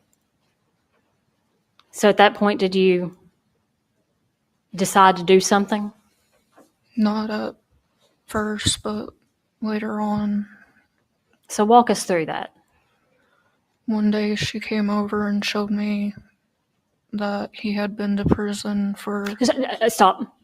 Walk us through your decision with Mahogany that you eventually decided to seek shelter. Sure.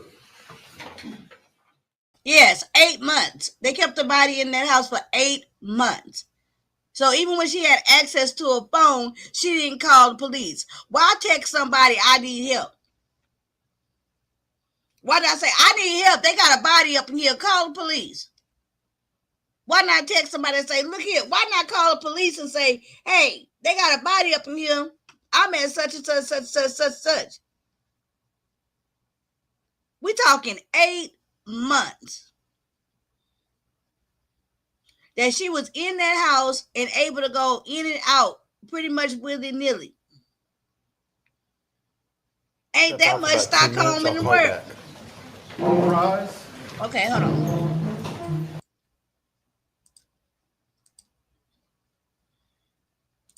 Okay, let me take this one down. Oh, so Winter said, hold on. The time and methods indicate not a first timer in this type of crime. First timers would be nervous and rushed unless they started out small, like with animals, correct? Meaning practicing and getting the thrill of taking a life at young ages, correct? Joy Barnes say, my God, she couldn't go to the neighbors to save her life. She went to the neighbors to go smoke cigarettes and use the phone.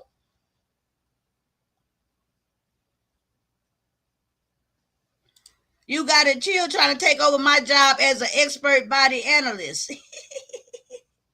You got to chill. You're making some good observations. Look how hard she swallowed. She's just lying, right? It's been 4 years since it's happened by the time the trial happened. This trial just happened earlier this year. Not even that. It happened like this trial went on like less than 6 months ago. Okay, let me pull up. Let me take this off. Okay, hold on. Remove that. Let me put up the next one. And we just now hitting the 2-hour mark. So I think tonight what we're going to do, I wanted to finish the whole thing, but that's not going to be possible. What we are going to finish, however, is the direct examination. Okay. We're going to finish the direct examination questioning from the state. And then tomorrow we'll come in and do the cross-examination and from the defense, as well as we'll try to do the redirect. I think the state gonna go back after that. So let's get to that part. No, cancel that. That's wrong. I need to do this. If you're up in the clouds and you're new to this content, you're watching Trial Watch with Demetra. This is being streamed both here on demetralitALLday channel as well as the official home of Trial Watch with Demetra, named the same channel. That channel will be launched officially in June, launched June 2020, January. Oh, Lord Jesus. That channel, Trial Watch with Demetra, will be officially relaunching as my true crime channel, January 2025. There is, of course, a playlist with all of this content. All right, let's get to this part. And please, if you're enjoying this content, please support this type of content by means of Cash App, She made reference to a third-party Super Chat. hearsay statement about the defendant having been to prison. This reference is inadmissible hearsay and cannot be considered by you for any purpose. This reference is stricken, and you shall put this statement out of your minds moving forward. Can everybody do that for me? You understand why? Okay, we're good? All right, I appreciate it. Thank you. I can't put nothing on my mind, but okay.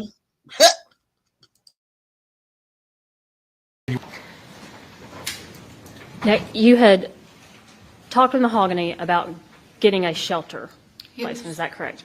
Could you tell us about your interactions with getting a shelter? Mahogany, the neighbor.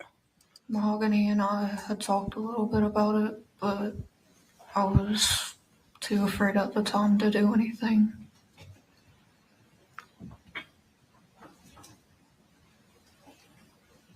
Was there a particular event that made you feel that way, or was it just, as you described earlier, it kept getting worse? It was the fear and with it being worse. Had you told Mahogany at that point about Jennifer? No, Why not?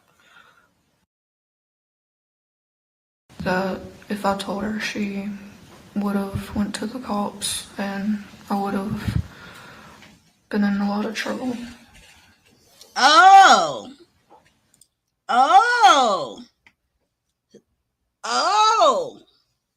So there you have it. Self-preservation. Self-seeking. She knows she played a part in this. So she didn't want to tell it. Because of fear of what would happen to her. At some point, though, you told her, didn't you? Yes. Could you tell us about that? One day she came over while I was doing laundry and asked me if I wanted to leave. And at first I was hesitant, and she helped me call an abuse shelter. And I called them and told them what was going on with the house. I didn't mention the other case, like with Jennifer, but they told me I need to pack my stuff, and the lady never came. So I broke down and told Mahogany, and she called the cops, and I was led into questioning. Now let's back up a little bit. So you're having a conversation with somebody at the shelter. Yes, Where are you when that conversation's taking place? Campbell County. When you're on the phone with them to get the shelter? Yes, How did you know to go to Campbell County? Mahogany had the directions and everything. So what did you do? You're at the house. Mahogany's got you a shelter. Walk us through. She helped me call the abuse shelter and help me through it because I don't understand how to do things like that. I struggle with that. So did you just walk over to her house and leave? She helped me pack, and I got in her car and we left. So you drive up, you said Campbell County, Yes, and you pull over where you're going to meet a person from the shelter. Is that yes. correct? What happens when you arrive there? We waited for an hour or so and the lady never showed. So I broke down and told Mahogany the truth about Jennifer. And she told me that I would need to talk to the cops and be questioning things. So did you stay there in Campbell County at that point? We were told to go to Oak Ridge. And so how do you get to Oak Ridge? Mahogany follows, and I was in the police car When did you get in the police car? as we were in Campbell County Okay. talking. So there in Campbell County, you get in a police car. Yes. Are you sure it wasn't in Anderson County when you got back It with might Mahogany? have been like we got mixed up, and it was really confusing that day. Had you ever been to Campbell County before? No. Okay. So you do get back from Campbell County, Yes. and you get in a cop car. Yes. So that. And where does the cop car take you? To Oak Ridge Police Department. And what happens when you arrive there? I was brought in to questioning, and I told them everything I knew. At that point, did you tell them that you participated Yes. in all these actions? Did you use the phrase "we killed her"? Yes. Okay. Now, there's something you've referenced earlier that you would ask a neighbor to use a phone. Is that accurate? When you used a phone, whose did you use? Kelsey, our neighbor at the time. Okay. Any other neighbors' phones that you would use for texting, chatting, anything? Mahogany's. Okay. May I approach? Did they send it?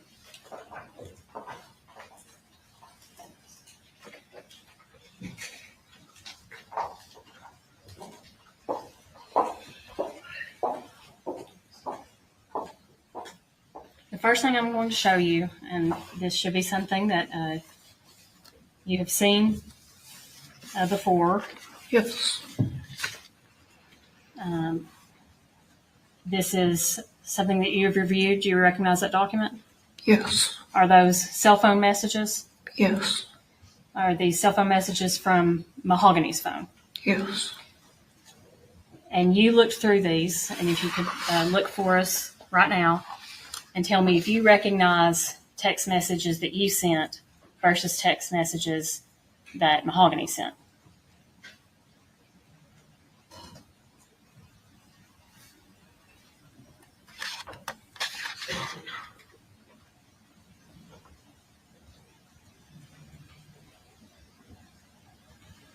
Do those look like your conversations with Sean Finnegan? Yes. Okay.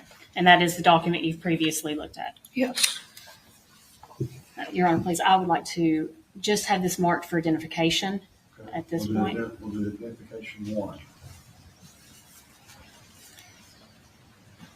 I'll add that to you. Also, a report that you have seen Yes. from Mahogany's cell phone. Do you recognize that? Yes. Is that indicative of, or that was from, Sean Finnegan's cell phone, is that correct? Yes. And in the course of your relationship with Mr. Finnegan, did he ever take photographs of you? Yes.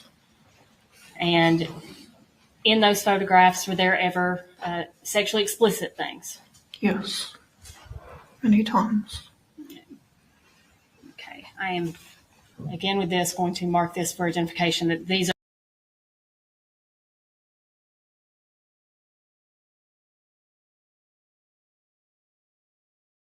I done had a camera slip. Good evening, you guys, face to face. I didn't have a camera slip.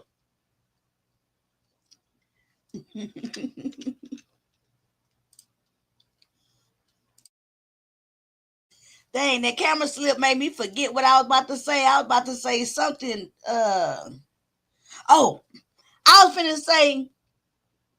So she going across the street, across the parking lot to Mahogany, the neighbor house, using Mahogany's cell phone, sending sex pictures and sex text messages to the defendant.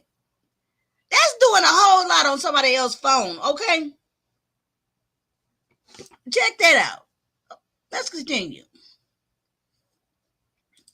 Girl, good thing I got my eyebrows on, looking kind of all right, decent. I meant to come on camera today. That's what my eyebrows done, but y'all didn't make it. But let's continue. We're going to get through this because we passed the 2 hours. So let me not stop it a lot, but we're going to talk about it. Are pictures that you have seen from his phone that he took of you? Yes. That'll be identification 2. And these are for identification multiple. The photos that are in this report. Do you recognize this one? Yes. Identification 3.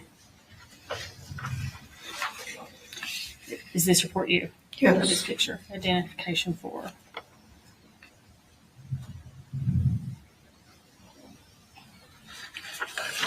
Do you recognize this photo? Yes. Is that identification 5? And this photo? Yes. Identification 6. This photo, is that you? Yes. Identification 7.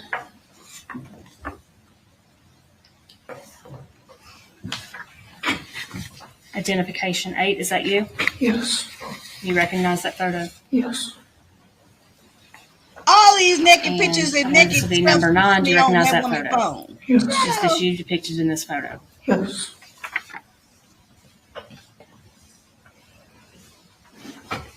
And this is the report that you've seen and identified as the source of those photos, identification 10.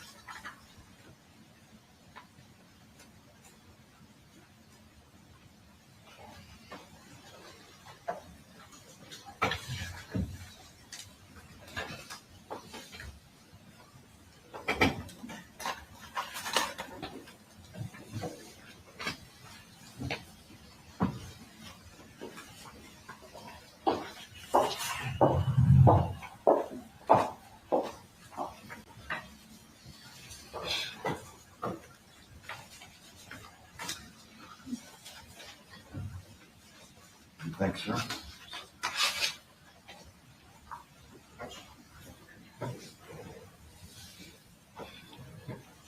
Now, I've shown you some photos. And you indicated that you recognize each of those. Is that correct? Yes. All right. In those photos, there's one where it looks like they're, well, I was going to do these identifications in line.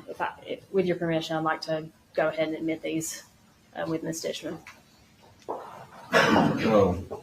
Identification. The photos, not the report, but the actual photos that she identifies.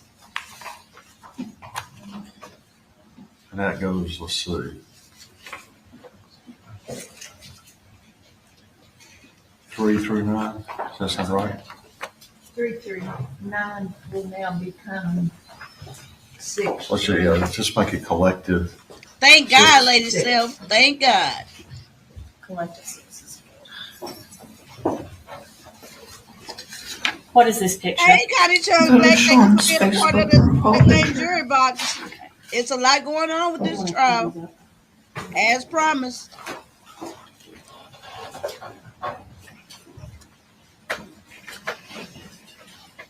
Yeah, I'll need the TV on.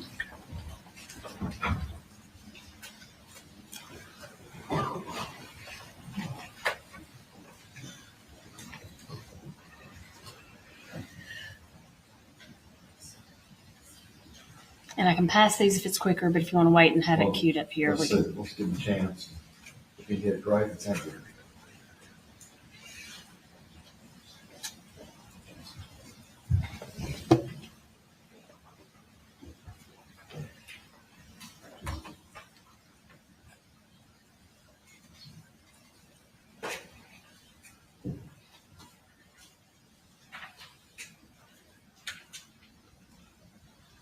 We'll start passing that. If it gets to it, we will. Okay.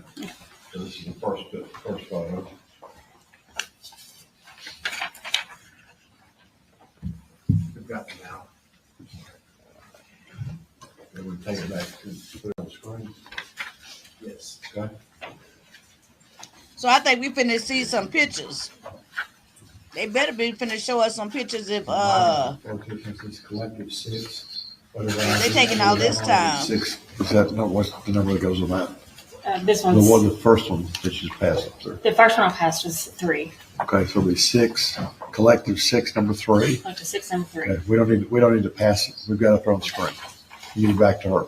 The next one I'm going to show you is collective 6 at number 9 and collective 6 number 6. It's very similar photos. We'll do those back to back. Could you describe what is depicted in these photos? Sean carved his initial on my lower back with a kitchen knife. Oh my! They're not gonna show the pictures. And then he took photos. Yes. Okay.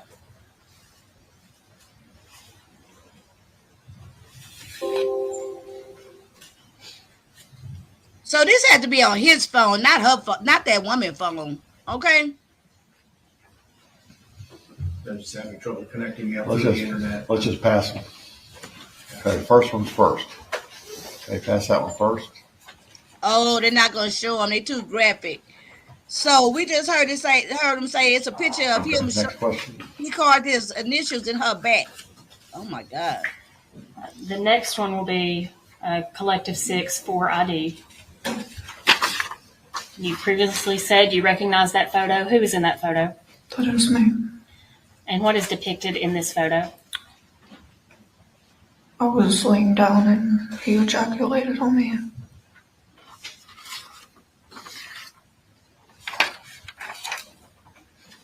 Baby, that jury getting a whole lot with this case. Like us, okay? And they was there and looking at the pictures and everything. This is Collective 6, Exhibit ID 5 for ID. Do you recognize that picture? Yes. And what is depicted in that photo? He had me defecate and then took pictures.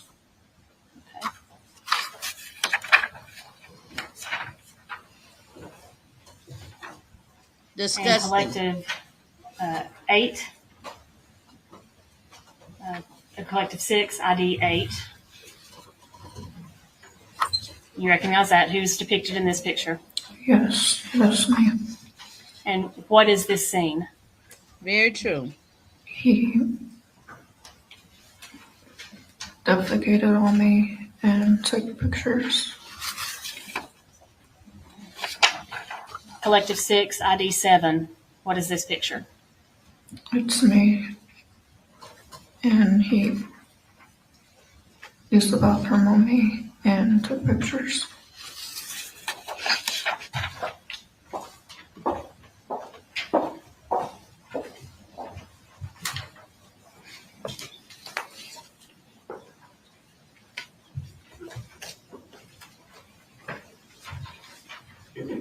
Why when you type that, I start singing that song. Twin, where have you been?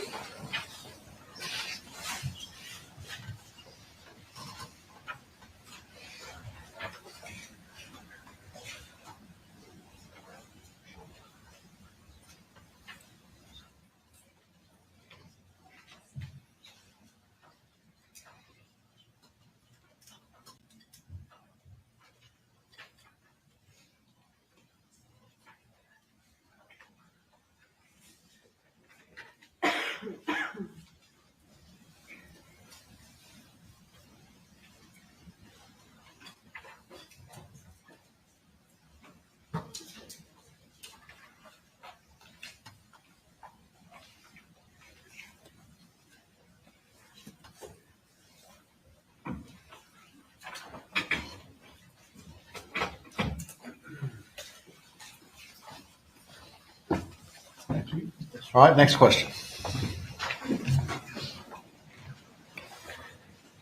Question probably on a lot of people's mind, Ms. Dishman, is why didn't you tell Mahogany about the murder or run to Dollar General near your house or anything? At the time, I wasn't thinking rationally. Fear overtook everything.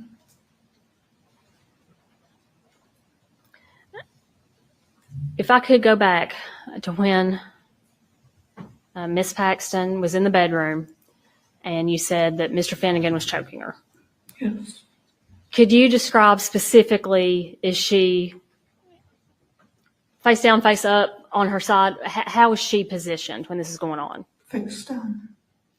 And how is he positioned with her face down? He was straddled over her. Could you describe how it is that he's strangling her? He was on his hands and knees, and he was using the shoestring on her neck. You just gestured, so I'm going to describe that gesture for the court record. You had your hands and fists, and you pulled upward. Yes. Is that accurate? Yes. Okay.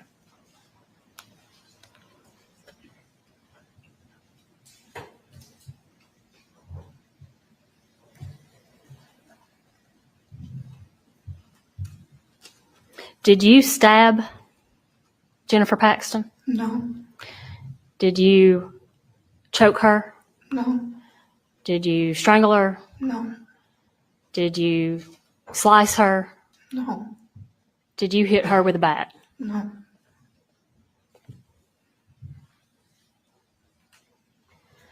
I pass this witness, Judge. Okay. Gentlemen, we're going to take our afternoon break now, so it'll be about 20 Let minutes. me know in the chat if y'all believe that. All right, I don't please. believe she didn't do none of that. I don't bit more believe that than the man in the moon. I think she did some of those horrific things to that lady. When some other people were involved, for instance, like when Jennifer Paxton showed up. Probative value. Okay, now And this they are attorney's not the talking. same. I feel like Let's if we're see. going to make this go toward motive, Hold on. I want to hear this. Y'all want to hear this? No, let's go. We'll come back to it. Let's go back to the testimony. Because that's just them talking. Let's go to the testimony. Let's go to the testimony.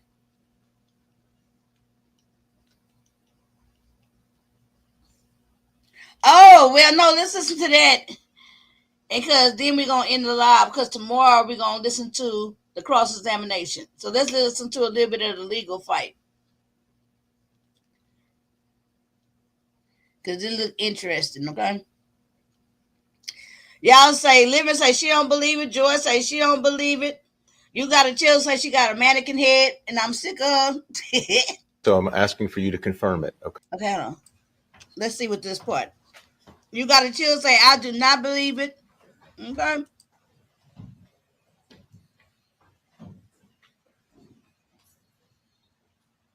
Thank you. Have a seat, please. So, counsel, you want to put on some proof in regard to our 404B or ask her some No, questions? wait till what you don't believe Okay. it or you believe Court's it. permission. I think you believe it. So, Ms. Dishman, We paid him no attention to Joy. since you've been in jail, since this incident, it's been reported. So I'm asking for you to confirm it. Okay. Yes. That there was an affair with a corrections officer. Yes. Is that true? That's true. Okay. And that there were pictures that were taken on a phone or something like that with a Yes. corrections officer? Okay. And that at some point you reported that corrections officer for the affair? Yes. Okay. And also at some point you threatened some other women who may or may not have been involved in a similar kind of affair with that corrections officer. You threatened to kill them? Yes. Okay. Judge, I think that's clear and convincing. no, Your Honor, we never disputed, again, that the statement was made. Our issue is in conflating the issues of this trial. We have her saying something after the fact, but no physical confrontation with people, no hitting, no assaults took place, no actual killing or hurting any other person in the jail, but a threat to do so. On the other hand, we have Mr. Finnegan, who has said, I have fantasies about kidnapping someone and wants to. We feel like if we're going to make this go toward motive, he certainly has a motive too, and that evidence should come in. And without that, it is misleading to the jury to only give information of things that she has said and not give information about the things that he has said. Him expressing he wants to kidnap somebody and then kidnapping someone is certainly clear and convincing, more than probative, very relevant to this.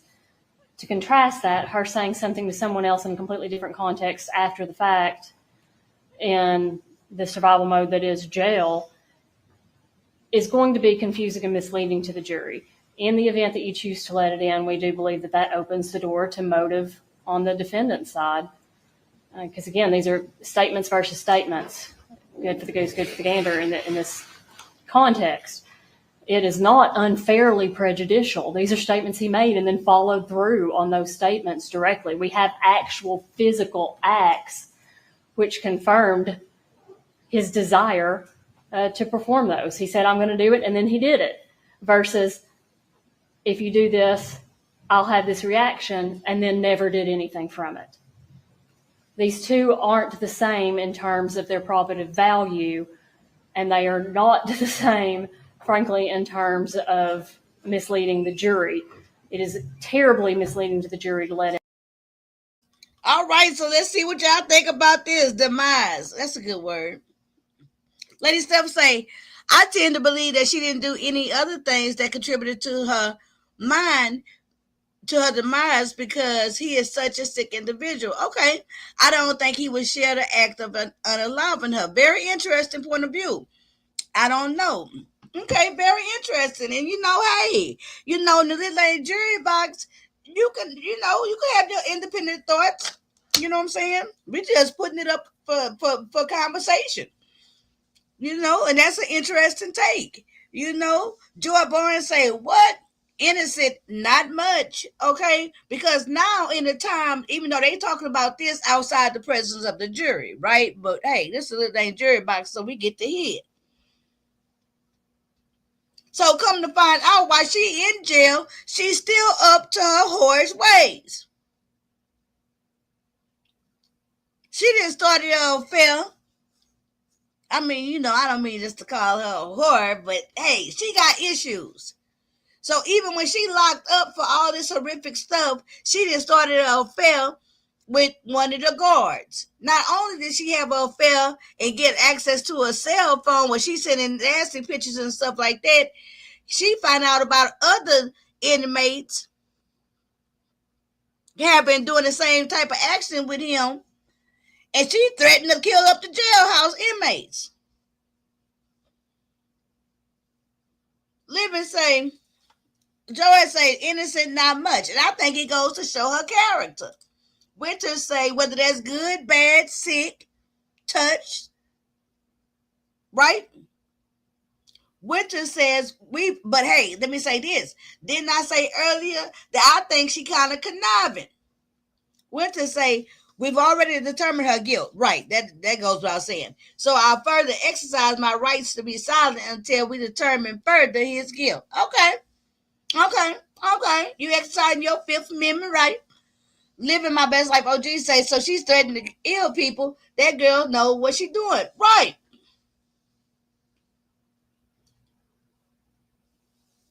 You got to chill. Say, I agree with what Living's saying. Boom. Joy said, I believe he would want to have her to have blood on her hands too. One moment.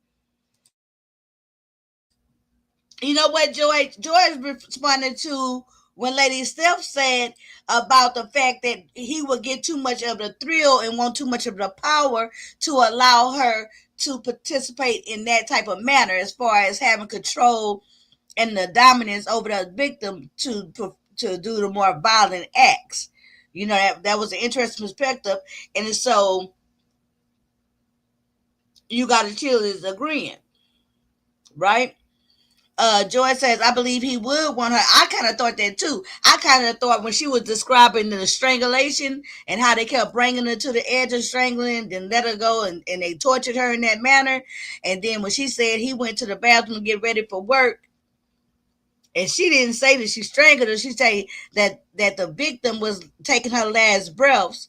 I kind of felt, and I didn't say anything, but I said to myself, you know what? He probably left her to do it so she can be just as guilty as her, and he can hold that over her head, right? Interesting. And when they say it don't matter if she did it or not, she was there. Absolutely. Right. She up in jail, Joy, talking about whipping other hoes. Okay. Oh, yes. Some couples absolutely do this for a fetish. Absolutely. Very wild, Lady T. And you know what? Mind you, when you look into fetishes and like Google all type of sex fetishes, man, it's a long list, right? And let me tell y'all, I have done that a couple times, looked it up and got interested in, not for like to do it, but just in the conversation and stuff. And I promise y'all, it's some stuff like just looking at the list of fetishes and like clicking on one and reading what it is. I didn't came across some that absolutely disgusted me, made me want to puke. I'm talking about just reading in black and white the description of the act. I have yet to get through that list I have looked up because it's just too much for me. Winter says some of those acts coincide with the BDSM, and sometimes those are selfish and personal acts. So some of the most horrible things were done by one or the other. Correct. And did y'all see when I said earlier? I said I am willing to believe and understand and take into consideration that at some point with a consensual BDSM relationship, it crossed into abuse towards Rebecca. Right? Hey, I'm willing, and I'm consenting to the BDSM play and the spankings and the little rough stuff. But hey, I'm not consenting to you to burn me up and scare me to death. And now I've seen you unalive somebody, so now I'm real scared. How far you gonna take this with me? I'm willing to see that, and consider that as far as her victimship. So let's see about what they're gonna do with this part here. About her, if they're gonna admit into testimony about her bad misdoings in jail. Let's see. And what's happened after the fact with Ms. DISHMAN, it is on point for the kidnapping statements from Mr. Finnegan. Judge, I'd like to follow up. They're differently postured. She is someone who's pled guilty to a crime and is the state's witness. And I get to challenge her credibility, and I get to challenge her motives, especially since she's already pled guilty to it. And our entire defense is who made the acts. Besides the fact that the 404B they're trying to get in is through her. Well, I'm already ruled on that 404B, but help me with this one. So tell me what you think material issue exists or the conduct conform with character correction. Okay, because she's claiming that he's abusive, and we're talking about this power dynamic. In the jail, she's having an affair so that she can get benefits inside the jail. It's a very similar situation as, say, living with someone and not having a job. I don't have proof of benefits inside the jail. What I've got proof of is that she told somebody that if they didn't stop this relationship, she'd kill them. I think that's what she said. Well, she did, but she also carried.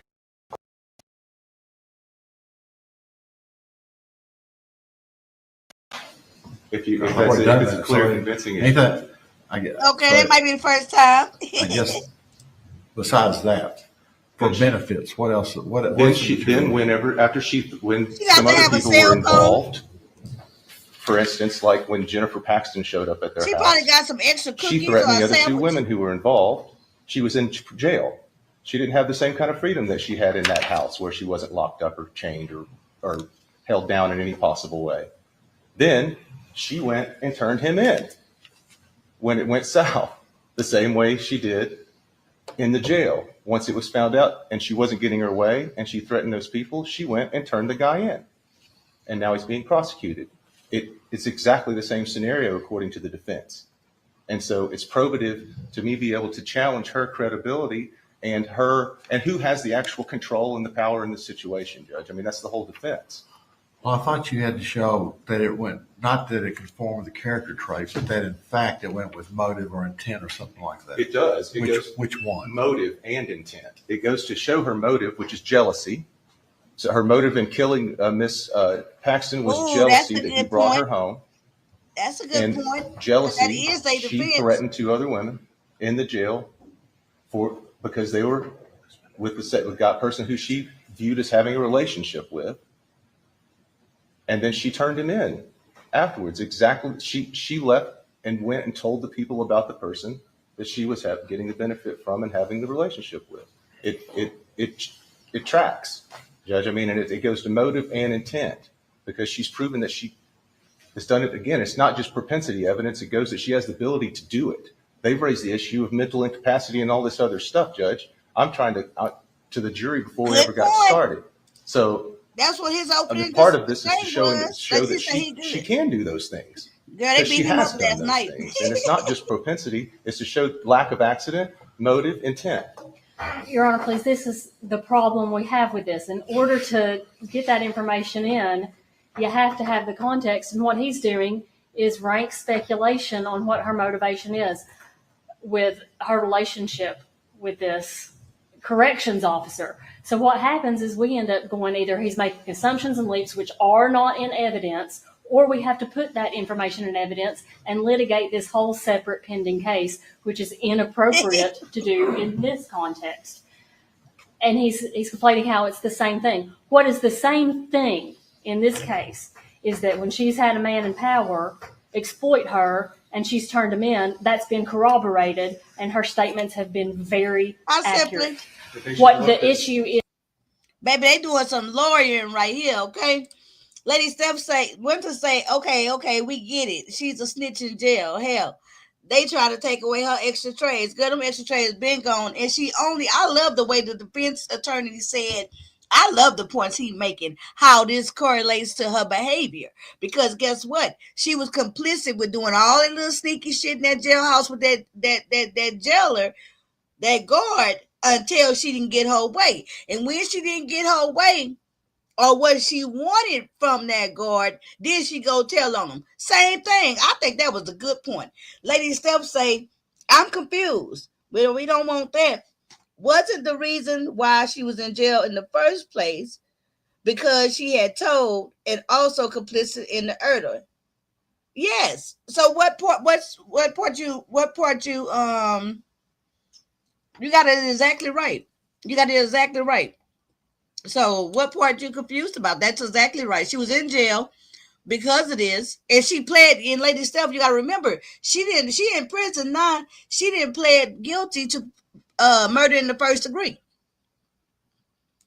Okay, so the only thing you can do, sir, is reverse roles, wait a minute. Okay, so the only thing you can do, sir, the defense attorney, is reverse roles, which still would one or both get the death penalty. Well, she can't get right. One of both can get the death penalty. But see, I think on this point, he only trying to put forth this defense to that he know he gonna go to jail. They found the body. It's no, you know what I'm saying? But this can make the whole big difference, putting the blame on her alone. Right? Shifting that reason of doubt about who actually did what could make the difference in him getting a death penalty and getting sent to death, or getting life without parole. And that is the fight that he has to make, that he's obligated to make for his client. Simply, sweetheart, say both usually don't, whoever's supposed to get, both usually don't get the death penalty, you're saying. Whoever speaks up first gets life. And that's what she did. She doesn't have the death. She didn't get the death sentence. But he is on trial now fighting for his life because this is a death penalty case. Lady Steph said the defense attorney said that when she did not get her way, okay, she decided to tell. Apparently, I missed the piece, okay? Is that when she told him to defend it after she went to jail? No. She went to jail. No. Wait a minute. Is that when she told? No, she went to jail because she did tell the defendant. When she told her neighbor about that body being in her house, when they told the police, and when she told the police, she admitted to the part she played. She admitted to her role in it, and she went to jail then. But I think what may be causing confusion, Lady Steph, I think, is right now the defense attorney is trying to make reasonable doubt and character calls and saying, hey, once she had her feel, once she had lived there, when she was ready to move on, when she wasn't happy in the relationship no more, when she wasn't getting her way to say, that's when she decided to snitch on him, when she was ready to go. Once she stopped having or getting the benefit or whatever she was getting there with him, that's when she told it. I think that's maybe what you may have missed. I don't know. Winter said, I think the confusion is, are they trying to get him off completely? Because either way, they both guilty. I don't think he's trying to get him off completely. I think he's just trying not to get him the death penalty. But we shall see. Lady Steph say, if so, what does she go to jail for in the first place? That caused her to tell her. She told on him before she went to jail. When we're going to hear more about that. But Remember, the neighbor Mahogany had worked on and talked to her because the neighbor just thought she was a domestic violence victim, right? She didn't know nothing about this victim or nothing like that. So the neighbor had finally got her to say that she was going to go leave him and go to a shelter. They made arrangements with the shelter. The shelter never showed up to pick her up. It was at that point because she was already packed her shit. She had already got out the house. And at that moment, it wasn't no turning back, I don't think. And that's when she told the neighbor about the victim, the Erda victim. And that's when the police were called. And because of her saying what part she played, she went to jail for the Erda too. Went to say, I understand the argument and fight, but oh yeah, he definitely is guilty. And some of those things were strictly done by him, including the abuse of the accomplice. Exactly. They still say, oh, okay, baby, not me putting y'all, I'm putting inflection on y'all typing. Oh, okay. So he's staying saying. So wait a minute. So he's saying if she hadn't been jealous or not getting her way, she would have never confessed to the neighbor in the first place. Got it. Boom. Went to say, yes, lady self, that angle. Boom. Okay. All right. Oh, that was a spirited conversation. I enjoyed that, child. Let's go. Is with her statement Silky Black, is you got different to. from this, but you can't lump all that in You got to, Silky again Black. without litigating that separate case. And again, the context for this is that her statements were corroborated. His argument that she is getting benefit is unsubstantiated, and again, just requires full hearing on that. She said she's saying her statements are corroborated. No, they're not. She came in here and testified about it, and and then later on there's a murder that's being prosecuted. That's not corroboration of her statements of some other kidnapping that he talked about. Okay. She said there was a body in the freezer. There's a body in the freezer. She said this guy has child porn on his phone. He has. I know you're gonna let me say boom.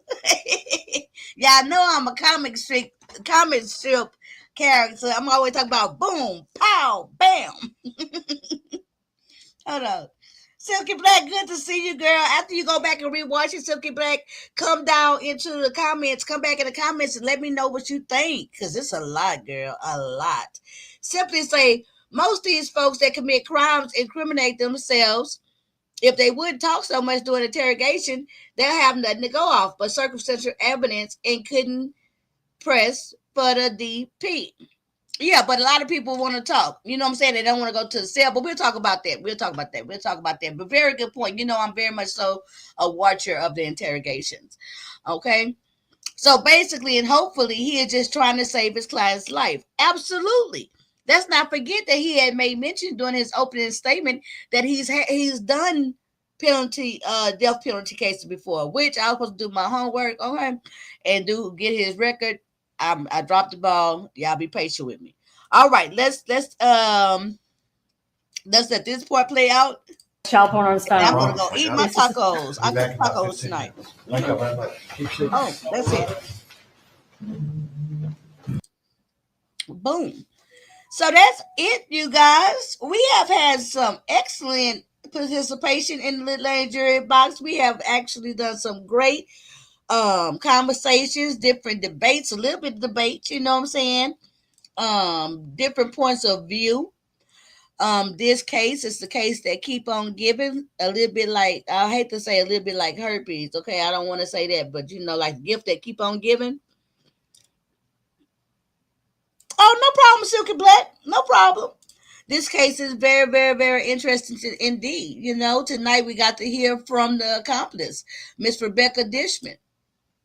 I think right now in the Lit Lane Jury Box, in conclusion, before we leave, let's just do one more thing.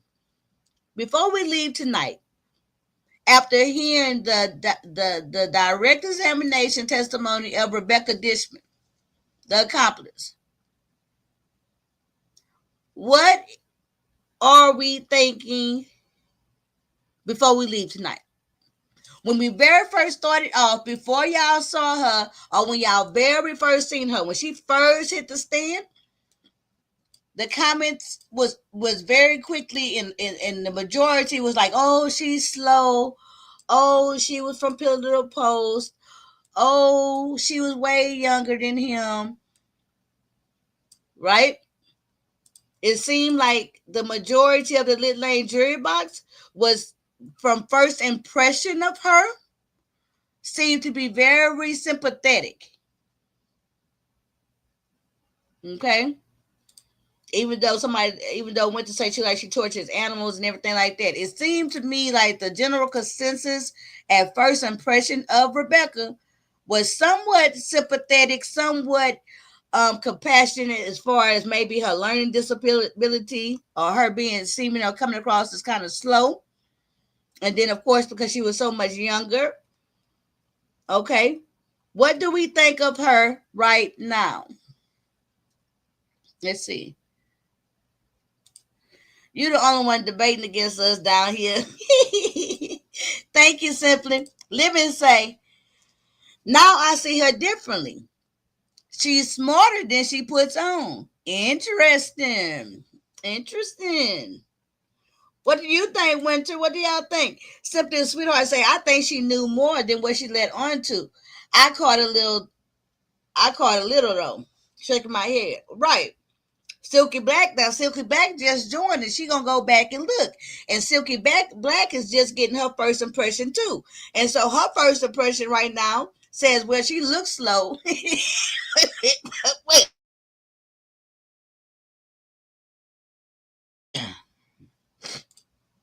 Don't make me choke. Went to say, so far, everybody guilty of this horrific, heinous crime. Period. Boom. Okay. Period. Boom. Okay. Joy Barnes say, I think she's just as predatory as her partner. Okay. Living says, right, Winter. Boom. Okay. Lady Steph say, I think she made a choice. She chose to be a part of what's going on for her own self-satisfaction and being taken care of. Mm-hmm. But she didn't anticipate the outcome. Absolutely. Simply a Sweetheart say she do look hella slow. And I think she's kind of slow too, as far as maybe, not as intelligent. You know what I'm saying? But she's not just like handicapped by it, in my opinion. Okay, so this has been an excellent live, excellent.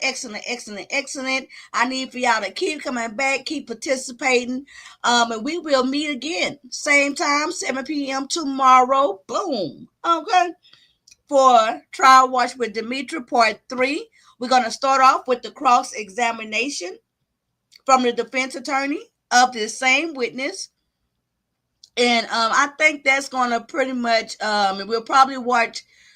We'll just see. We know now that we just say we're gonna finish this witness tomorrow night, okay? For part 3 of 7 p.m. Central Standard Time is the time that I'm doing these live. And I'm gonna go ahead and try to have it scheduled like I did yesterday. I was only maybe about 10 minutes late today. All right, you guys. Y'all have a blessed evening. Look for me to come live tomorrow early afternoon as well. With what I see around the sector is gonna be the body count edition. Had a lot of dragging on the street today. Good night.